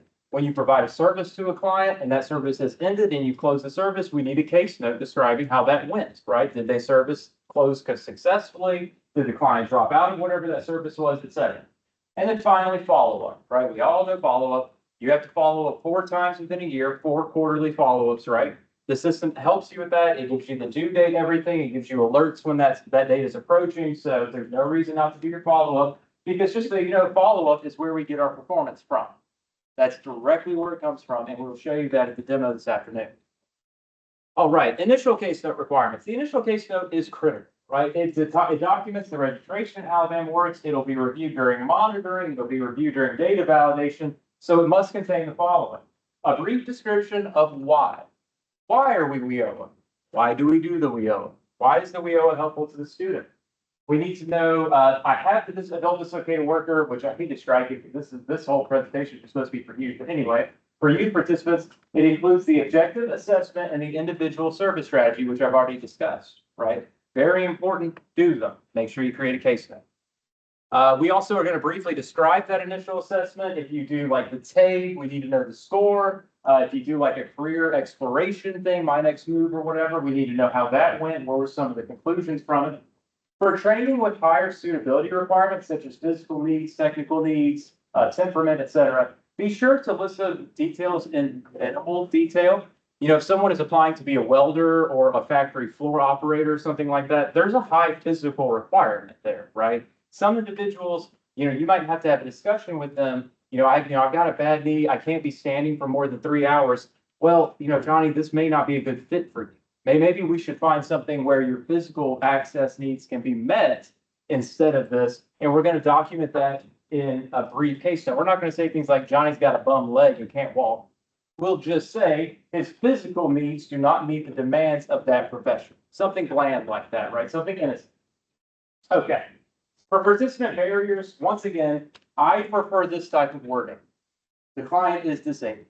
The client is economically disadvantaged, right? The client is skills deficient, right? We don't need to say he's dumb as a rock or anything like that, right? We need to keep it bland. And then we're going to upload the documentation into Alabama Works because we're going to use that document to validate.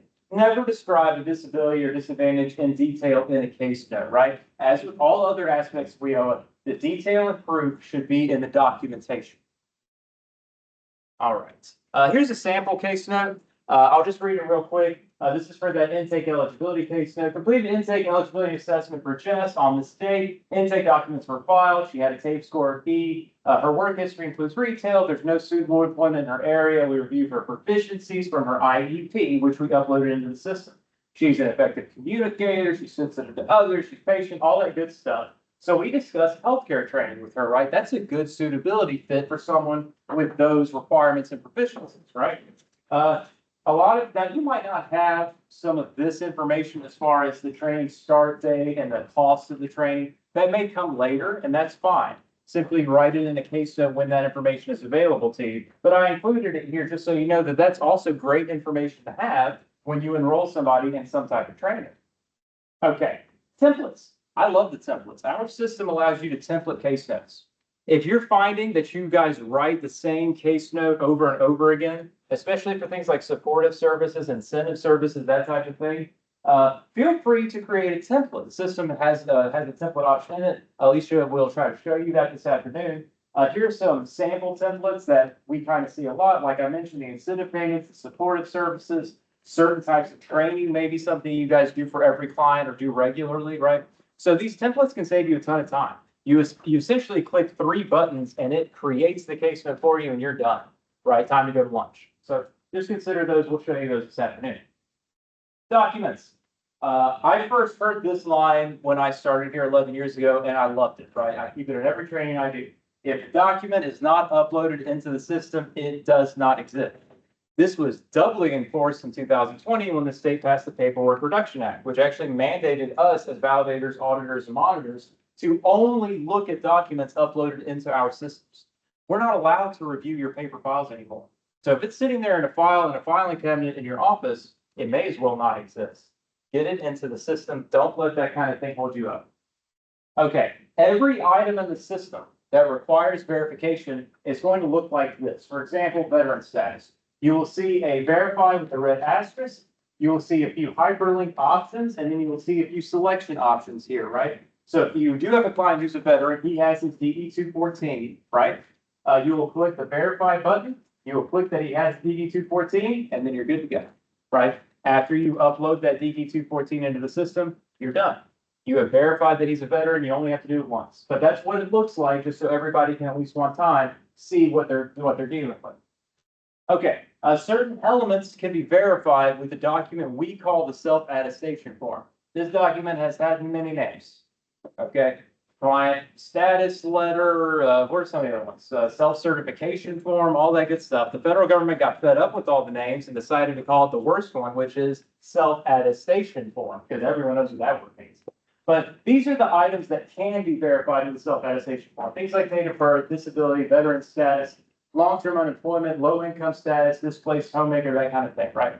But here's the trick. There's always a trick with the federal government. Should we do everything that we can do? Auditors have cited the state of Alabama in the past for excessive use of self-attestation. I have thoughts on that, but we'll move on. Actually, we won't. Here are my thoughts on that. Okay, so we're allowed to use self-attestation, and they refuse to give us a limit. Me and one of my employees were in Washington, D.C. a couple years ago, and I literally got up in front of like 100 of my peers, and were like, can you tell me about what percentage of clients should have a self-attestation form? He said, more than 10% and less than 90%. So helpful, right? As we know, the federal government is always very helpful. So I had to kind of make up a policy about it since that answer is a non-answer. So what I say is make an adequate attempt to get the document, right? Make an adequate attempt. If you can't create a case note, use that self-attestation form. And then, you know what? Let's take it a step further because we're all go-getters, right? Help the client get the document. If the client is a veteran, he needs his DD 214. She needs their DD 214, right? That's going to make them eligible for VA benefits, spousal benefits, relief benefits if they pass away. It's important, right? It's going to help them get a job. So make the attempt. We will pay for those documents. That is a supportive service that should be in your budgets. If they need a driver's license, man, they're going to need that driver's license for the rest of their lives, right? So let's have that dialogue. Let's buy them the driver's license. It's $25 or something, right? It's a huge barrier for them not to have it. So let's help them with it. The only exception to this really is honestly the displaced homemaker.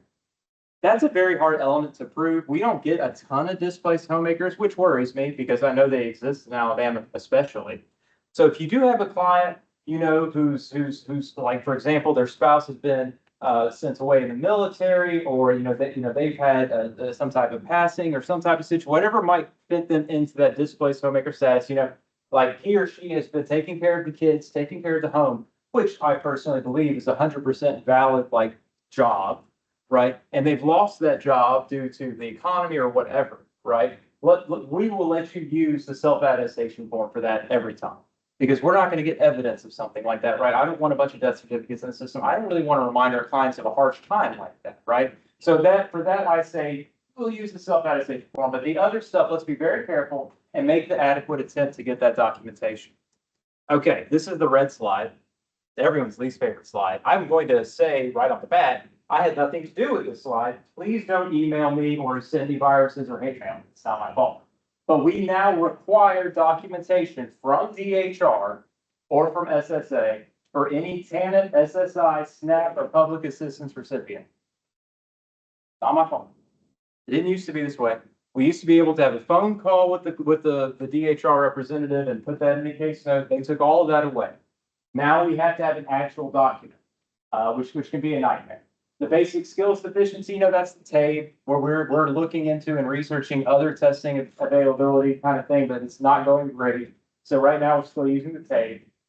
Provider name, that's on your contracts. Don't worry about that. Credentials, right? In the state of Alabama, you have to have a copy of the credential.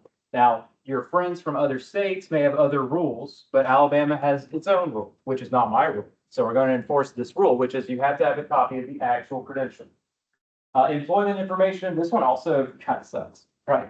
I know firsthand how difficult it can be to have a communication with the employer. They don't want to talk to you about it. They don't want to give wage information and names. I get it. We do have some documents that can help you with this, and they should be in your red binder, right? So for the TANF, SSI, SNAP, public assistance, white binder. I don't know colors. I'm a math person, right? I'm not an artist. So for the TANF, SNAP, SSI, public assistance stuff, you have what's called the partner agency certification form. I'm not good at naming things. Okay. I name them what they do. So the partner agency certification form, that can be emailed to DHR. They can fill that out real quickly and send it back to you. And we can count that as the document, right? That way you don't have to get one of their enrollment things and have them pull up stuff in their system. They can just fill it out, send it right back. Similarly, we have the, what's this called? The participant employer follow-up survey. I'm not good at naming things. Okay, I have other strengths, I promise. But that is great for documenting employment because there's a loophole in this rule, and I love a loophole, right? You can get that information filled out by either the employer or the participant.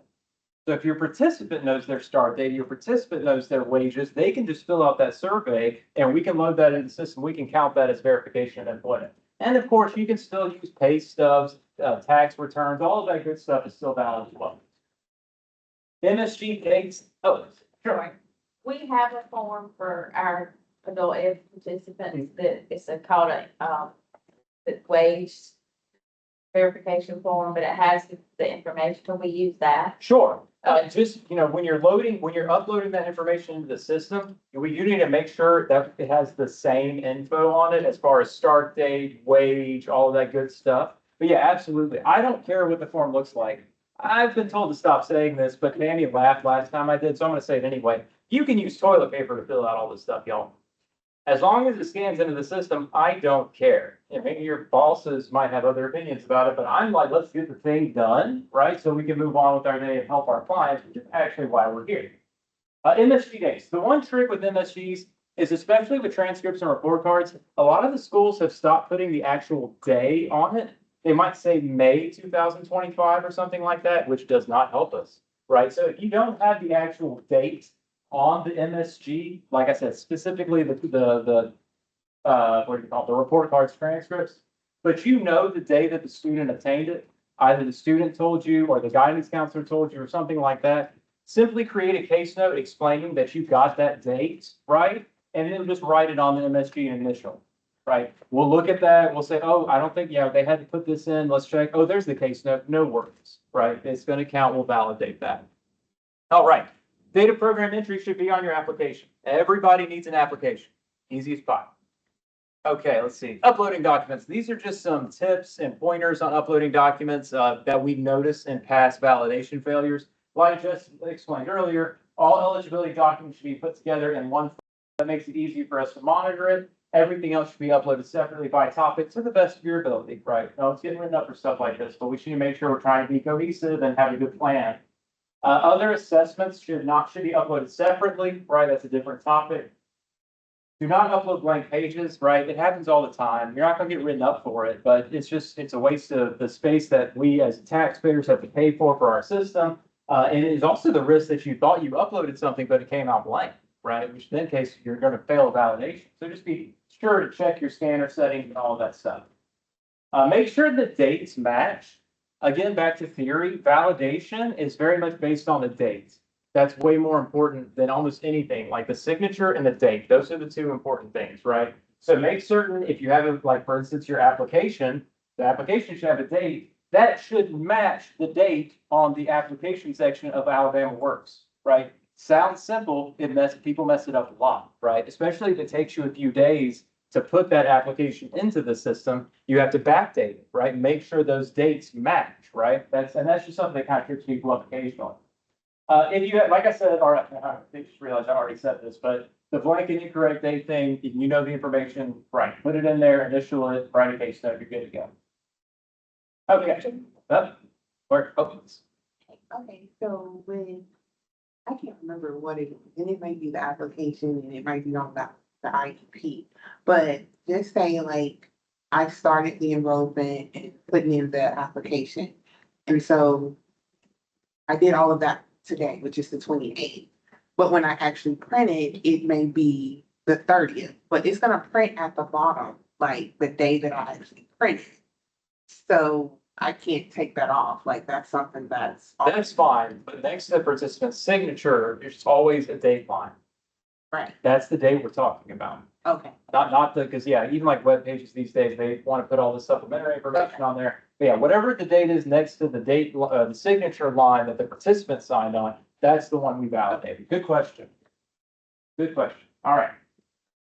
This is one of those that I wish could say was a small point. It's not. This is a very important point. We had a youth provider lose their entire contract almost entirely based on this point. Upload your documents to the correct person. I will always tell you if something is something you're, quote, not going to get written up for, far worse than being written up can happen for this one. Remember PII exposure. When PII is exposed, I have a legal duty to contact the participant and advise them of their rights and responsibilities to seek legal counsel against you, right? If you upload a document to the wrong person, our entire security net fails. Suddenly, a whole different group of people have access to that document. Be careful. There's not a lot of defense against this, other than to remember, as case managers, our number one job is to be accurate, right? Number one job is to be accurate. So be careful. Make sure you are on the right participant before you upload some type of medical or court form, right? Or foster care paperwork or anything else we could all be sued over. Make sure you're uploading it to the right person. That's very important. And like I said, there's not a lot of advice I can give, right? Other than try not to make that mistake. If you're going to make a mistake, make one of the other mistakes I told you was not big. Okay. Make sure your scanned documents are legible, right? I'm old school. Like we used to say when I was in college and stuff is never copy a copied copy, right? You lose integrity and like it might be harder to read every time you copy it. So just do your best, because again, if the auditor can't read the form, they can say that it doesn't exist. It needs to be legible. Please advise us, that's WDB State Reporting, if you have any documents that your organization specifically likes to use, right? Some people have their own assessments, and then we just talked about how you might have your own employment verification or other types of verification. That's fine, right? And even this is not about like, keep your documents off my system. It's my system. It's not like that. The trick is the federal government has the right to ask me, what is this? What is this document? This isn't one of the ones you showed us earlier and said would be in the files. And I say, oh, no, don't worry. Don't worry. One of our providers, they advised us that they're going to use that document. That's one of their assessment tools. That's one of their verification tools. We have an excuse, right? We have something we can tell the auditor. And honestly, they're always like, okay, great. We just wanted to make sure that you knew what was in your own system, right? So it's a small thing, but be careful. Just send me an email. I'm far more approachable than I seem, I promise. Okay. Say, only upload the page with the scores. Please don't upload the entire thing. It's like 50 freaking pages. I understand that y'all have to deal with the 50 pages, but I don't want to deal with it. I have enough going on in my life, I promise. Please only upload the page with the scores. Like Jess said earlier, the only forms you need to use are the ones in Staff Online Resources. That's easier. Instead of printing out 100 copies of that form that we might change tomorrow, simply go back to the system, pull up Staff Online Resources, print out that form, right, and use that one, right? That's just the best practice. Every field on every intake document should be filled out. Do not skip fields. That's an incomplete application and a total waste of time, right? I know it's a lot of information. That's the rule. That's why we give millions of grant funding from the federal government, is because they said only if you fill out these forms. So this is another never once kind of thing. Fill out the forms. If your students don't fill out the forms, say, hey, Johnny, I'm sorry, I need you to fill this section out. We can't just leave it blank. I have removed the link feature. So if you see it, you shouldn't be able to use it. Let me know if you can. It's broken. I'm not sure why our system providers don't understand how linking works. That's a whole nother topic, and I don't want to get off on another rant. Okay. Any questions on notes and documents, either from the floor or from the internet? We all good? Teams people, are we okay? Okay. All right, we'll move on to the fun part, performance. Right? Everyone's favorite, the math. These are the performance requirements for WIO. We have primary, tertiary, and then another one. But the primary performance measurement is, those are employment, credential attainment, measurable skills gains, and retention with the same employer. Our secondary performance, which means to say the secondary performance is from the state government and the primary is from the federal government. Both are important, right? You need to do both. So the secondary performance is participants served, training being related to employment, and the youth placement education. I'm going to go over all of these in far more detail than y'all want, so don't worry about that right now. The federal government also measures median earnings. I'm not really going to spend a lot of time on it, just so you know, that's not something we assess at your level, right? All I really say on this point is we talked about that sustainable career planning. We talked about how these children will one day be adults or possibly already have a family. And we want them to be able to take care of that family, right? Which means they need a good paying job. So do your best to make sure the students are getting placed into good employment, right? Or at least a job that leads to good employment, right? That's just something that you should be doing from your heart, and you shouldn't need a bunch of bullet points to describe it. Okay, performance begins and ends with a document that I have to submit to the federal government quarterly called the PEARL. That is the Participant Individual Record Layout. It's a gigantic spreadsheet, right? It has about 509 columns for every participant in our system. Some 10,000 participants every year, right? So it's huge. It's a big form. So the reason I'm telling you about it is because with 509 columns, you better bet that all those intake fields are making it onto a column. And then a computer is going to process it and say things like, why did the state of Alabama only have 7 TANF clients last year? True fact. Did y'all know you only served 7 people on TANF in the entire state last year? Does that sound right? Do we all probably immediately know why that happened? Oh, I just need to know that they're on SNAP. I've done my job. No, got written up for it. Our performance was severely lost. We should have been ranked 5th in the entire country last year. We ranked 25th because we had 7 TANF clients. We know what we're telling the federal government when we do stuff like that? Yeah, they don't need the money. They don't even have welfare in Alabama. It must be a utopia. So do your best. I know that I worked with TANF people. I've had smoke breaks with the TANF people. I know what they're like. We talked about that at the beginning. So the reason I'm saying this and harping on it and getting on my soapbox is because that kind of thing affects us all. That increases our performance requirements because they're like, if you don't have welfare, you can do better than 80%. But it also decreases our funding. It's just like you said, if you don't have welfare, why are we giving you money? Do the work. Do the work, because if you think about it, the work is coming from the heart and we're trying to help these people. I'll move on. Suitability.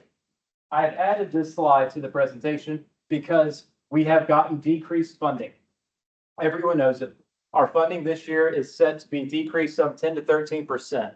So we have to focus on suitability more than ever. Like I said at the beginning, suitability is the process in which the WIO youth program involves rather evaluating whether a potential participant or a candidate is both eligible and appropriate for the program based on their circumstances, right? That's what suitability is in a nutshell. So essentially, it's going beyond eligibility.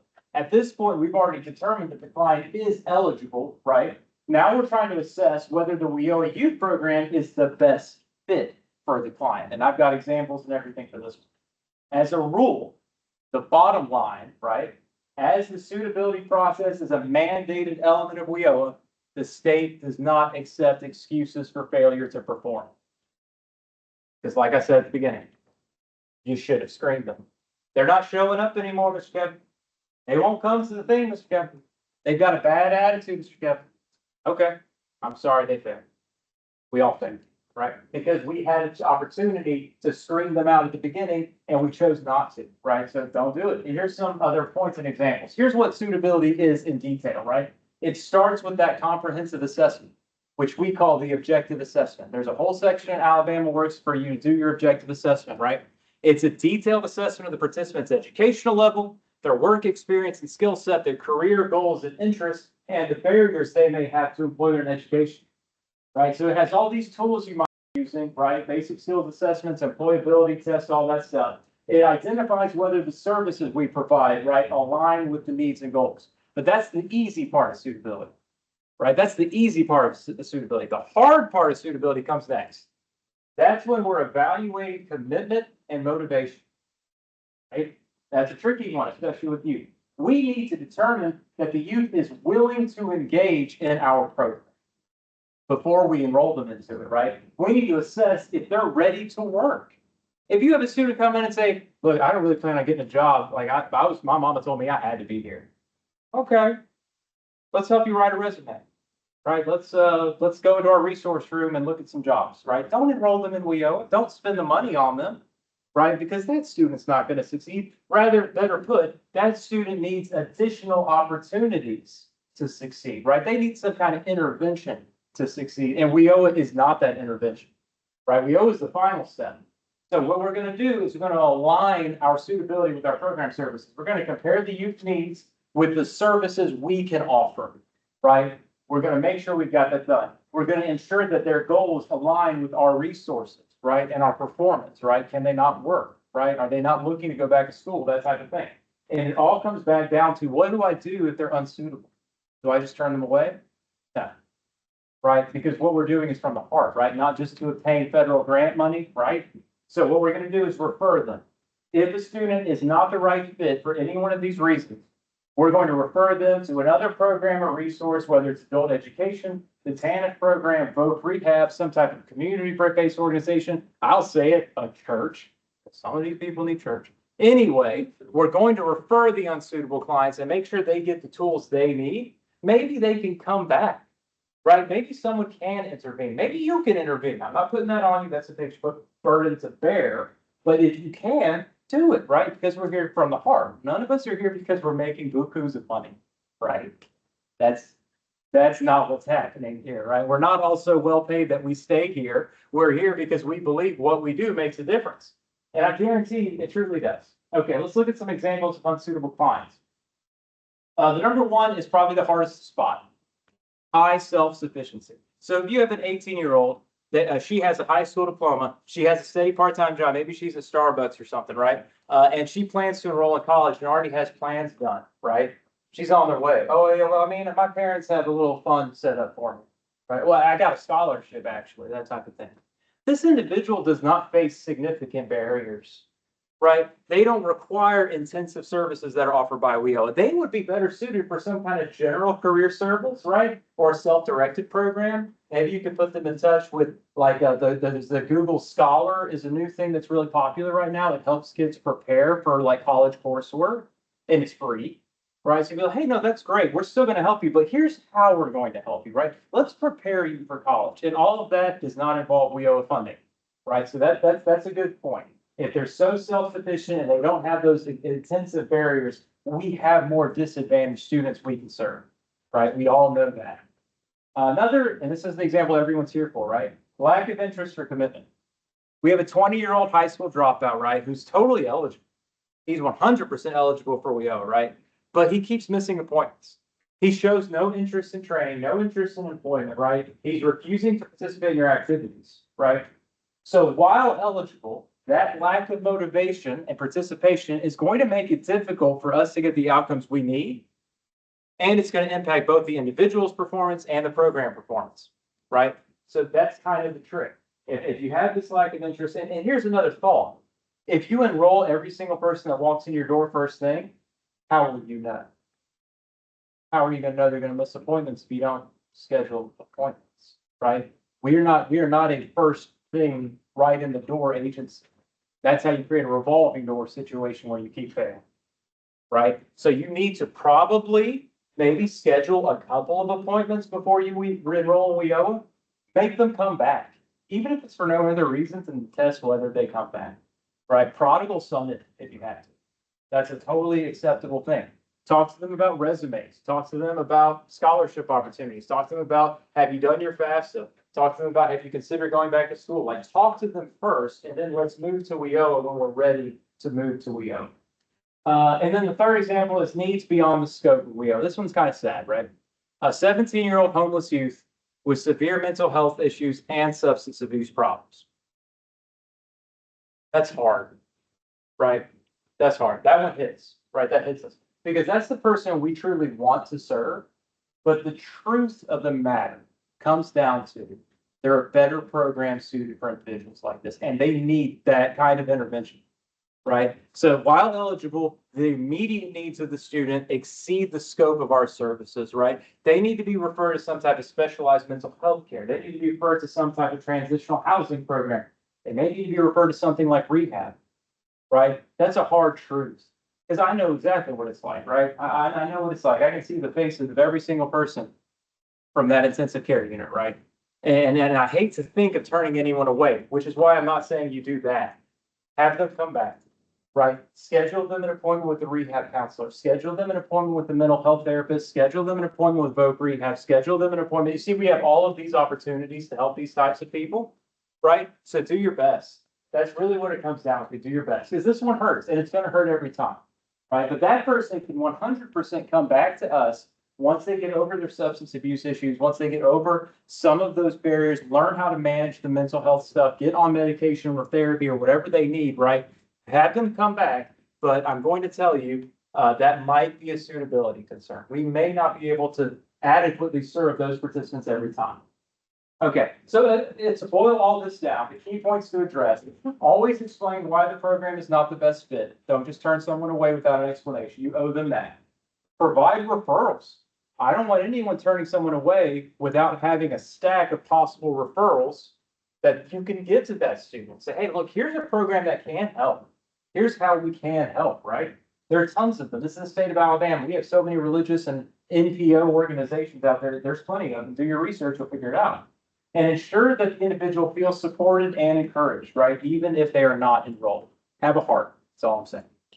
Okay, employment. Let's get back to the math, the far less fun part. Employment is measured by something called employment rate within a quarter. Any individual that receives any service at all has to get a job, right? For youth specifically, they have to get a job or be placed in a post-secondary training opportunity. Everyone. Not just people who get X, Y, and Z service, not just people of a certain age. Every single person you enroll in that WIOA tab that Alicia's going to show you in an hour or whatever has to get a job because we're an employment agency. We measure it twice. We measure it 6 months after they exit, and again 4 months after, 4 quarters after they exit, a year after they exit. The type of employment doesn't matter. Now, I'm going to harken back to when I said we need to make sure we're putting these people on a sustainable career path. But even if it's just an immediate, working is better than not working, right? And that's what this is trying to measure. The system calculates this information by using the information you enter or don't enter into follow-up, right? So if you're not completing your follow-up, you're not going to pass performance. I don't know why this seems to confound some case managers, but I feel like that makes perfect sense. Case managers should be advised that our data matching processes, that's not a panacea. That's not a cure-all. That thing messes up all the time. It messed up this quarter. We still have not submitted our performance that was due December 31st because the wage matching keeps breaking. So don't rely on it. Don't rely on it. Do your follow-up, right? Do that. That's what's important. Measurable skills gain is far more complicated than employment, but I have some tools to help you understand when and where a measurable skills gain might be needed. So any individual, I hate this definition because it's so complicated. Any individual that receives a certain type of training, let's say that, and then after this, the next slide is going to tell you which types of training, right? They're going to need an MSG. All in-school youth right off the bat need an MSG. They're in school. They should be getting transcripts and report cards, right? Let's see. If a participant receives services across program years, they may need more than one MSG. Instead of doing the calculus of how many MSGs do I need if a student enrolled this, don't do that. Enter every MSG. Enter them all. If they've been in school for 2 years, they should have around 4 report cards or transcripts, right? Something like that. Enter every single one, and then you know you're safe, right? You know you don't have to worry about how many do you need because you're just entering them all. There are 5 types of MSGs. Jess went over these in detail earlier, so I'm just kind of gloss over them a little bit. If you have any questions about the types of MSGs or any performance thing, like we'll get to that when we get to our questions here in a minute. But these are the types of MSGs you can enter. Here's the more important slide. This is the best desk reference in the entire slideshow. If a student is an in-school youth, they need an MSG. If they're enrolled in adult education or one of these other programs, they need an MSG. Otherwise, if a student has any one of these services, right? Any one of these numbers, they need an MSG. Anyone who doesn't fit into one of those 3 categories does not need an MSG. Not everybody's making some gain towards college or associate's degree or post-secondary, right? Some people just need help getting a job. They need some of those youth services. They need the counseling and guidance you can offer, the soft skills training. That's what they need. So not everybody needs an MSG. And if you know who does and does not require one, it's going to really help you focus your time better, right? Because you're not wasting your time trying to scramble for MSGs when the person doesn't even have one of these services, right? So like I said, it's a great desk game. I have one of these for credentials as well. So that's coming up in a second. Here we are, credentials. Anyone that receives, again, a specific type of training. Now, I'm not trying to confuse y'all, right? But I'm going to give you that exact same kind of list of who that is. They will require credentials. One key with credentials is after they exit, you have 1 year. You only have a year after they exit to get that credential put into the system, right? So they get it entered into the system with that date. That's another reason why our exit strategy is so important. If that student is 366 days away from earning their credential, by golly, we better keep them in the program another day. Because 365 days later, this window closes and it's a failure. So just be mindful of that. That's a strategy thing, right? As you're thinking, should I exit Johnny? Is Johnny ready to exit? The first question you should ask yourself is, hey, Johnny, how long until you get that high school diploma? How long until you get that welding certificate? You think it might be a little over a year? Why don't you stay in our service? Like we have resume writing, we have all of this fun stuff, interview prep. We can help you a little bit more. Don't leave yet, right? Because we want to make sure we capture that. I don't think there's a ton of on-the-job training, but there is work-based learning. That does not require or report credentials. So if you have a student who is receiving like youth services and they're enrolled in an OJT, they do not need a credential, just so you know, general rule of thumb. For a recognition account as a credential, so before you email me saying, Kevin, does this count as a credential? I would ask of you kindly to read through this list to see if the question can be answered on the face of itself, right? It needs to report the completion of a standalone course of study. It doesn't need to be one of these things that leads into something else, and then you have to take this course, and now you have to take this course. It should probably be the last step of those courses, right? It should be a standalone course of study. It needs to include at least 40 hours of instruction. That's a bare minimum. The average credential earned in the state of Alabama is like 250 hours of study, right? Think welding, think nursing, things like that. But the 40 hours is what I call a floor, right? That's a bare minimum. It needs to have a competitive cost. This is taxpayer money, y'all, and it's limited. We're all limited in our funding and it's being reduced all the time. So make sure you're thinking of competitive costs. If the college down the street is offering it for $1,000 less, we need to at least consider moving to that college, right? And then it needs to fulfill the requirements for an entry or better level full-time position with multiple companies across the industry, right? They should be able to work anywhere in the United States, right? They should not only be for one employer, only in Alabama, that type of thing. They need to be able to move to Kansas, Missouri, Honolulu, Maine, whatever, and still be able to get a job. Okay, And this is the other great desk or aid, right? This will tell you, it's like a map to who exactly needs a credential, right? Or hold on, did I skip over? No, okay, it's taking a second update here. Okay, so like I said, any participant in high school or a high school equivalency or GED prep thing, anything like that, or any post-secondary school, they need a credential, right? That's the diploma or the degree, right? In-school use similarly need a credential. That's the diploma, right? That's the GED. Otherwise, all participants with one of these services will require a credential. So be mindful. And even within here, it's mostly high school stuff. But there are a couple other services that sometimes trip people up, like the youth maps, or the tutoring, study skills, and instruction GED prep stuff. So just be mindful of what services you're entering. Print this baby out and put it in a frame on your desk, and you'll be set to go. You'll know who needs a credential. You won't waste time with the people who do not. Okay, let's see. What's next? Secondary performance. Participant served. When your agency, rather, when your organization bargained with us, did the contract writing for your grant, we agreed upon a number of participants that y'all would serve. Do your best to meet that number, right? That's something that we consider. That's something that the boards are very conscious of. Try to serve the number of people that are your mandated to serve. Training related to employment, it's very basic. We put ONET codes in the system whenever we train somebody in one of those types of services, like an ITA. So that ONET code needs to precisely match with the ONET code of whatever employer they're led to. I mean, and that sometimes it happens, sometimes it doesn't, right? That's just the job market. But do your best to try to encourage your student to work in whatever program they're educated in. Essentially, that's what it boils down to. Retention of the same employer. This is not something to worry about. You'll never get written up for this. This is something that I personally have a lot of issues with, but I'm running low on time. I've actually elapsed my time.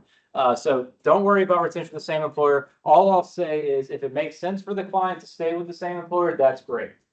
If it doesn't, maybe consider writing a case note. Hey, Johnny left this one job because this other job is giving him $3 more an hour, has health care, has on-site childcare, et cetera, et cetera, et cetera. Let me take this fight to the federal government. Because like I said, I disagree with this measurement on the face of it. We should be encouraging our students and our participants to get the best job, the job that can prepare them for a difficult life in the marketplace, right? So do your best. Don't worry about this. Finally, youth placement education. This is a good one. This is the rule that allows you to have a student count as a success as long as they go into training, right? Otherwise, if they didn't get a job, they would always fail employment. So this measure says if they're not found to be employed, but they've been enrolled in secondary, post-secondary, or occupational skills training, it's still a success. It still counts good, right? Very briefly, this is the performance reporting timeline. This is better. This is really set more to managers and administrators. But just so you guys know, the types of performance and how it's reported are they vary differently amongst the categories. So what I mean to say is the measurable skills gains and the number of participants you serve, that information is immediately available, right? That information happens immediately. So when I do a performance report on July 1, I'm looking at the 4 most recent quarters, right?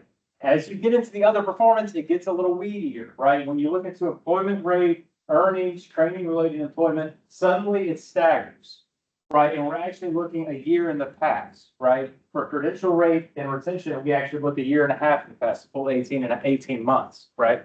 All of that is important. It's all designed. There's a lot of mathematical reasons I'm not going to get into with it. Just be mindful that if you're a new program, it's going to take us some time to get you employment numbers. We can't get you performance reports until enough time has elapsed that the system starts calculating it. And the credentials, like Jess said earlier, they take forever. That'll be 18 months down the line. So don't be holding your breath for those. Okay, I think that's my whole thing. Yes. Any questions on performance? Have I stuffed this all into submission? Anybody online? Yes, we're good. Or they're too afraid, which is also fair. All right, so now we are gonna have our lunch break. We're not super close to anything, but we have a cafeteria downstairs if y'all want to. It's got like a little bit of everything. There is Scott Street Deli that's under it. Maybe that. It's like one street over. It's not very far away. See, I don't know. Go out the front door, well, Go to the parking deck, pull out the parking deck, turn right, go down 2 streets. Find another way, not sure. Or you could walk there if it's, nice outside, it's just 2 blocks. You'll walk past the parking deck. Really good.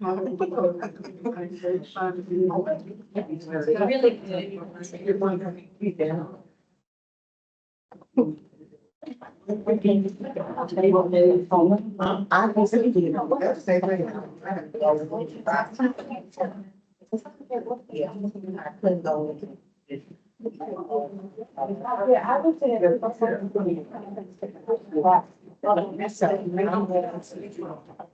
I'm gonna do it. What time? Oh, be back at One? 12:45. One be fine. 1, be back at 1, please. 1 o'clock.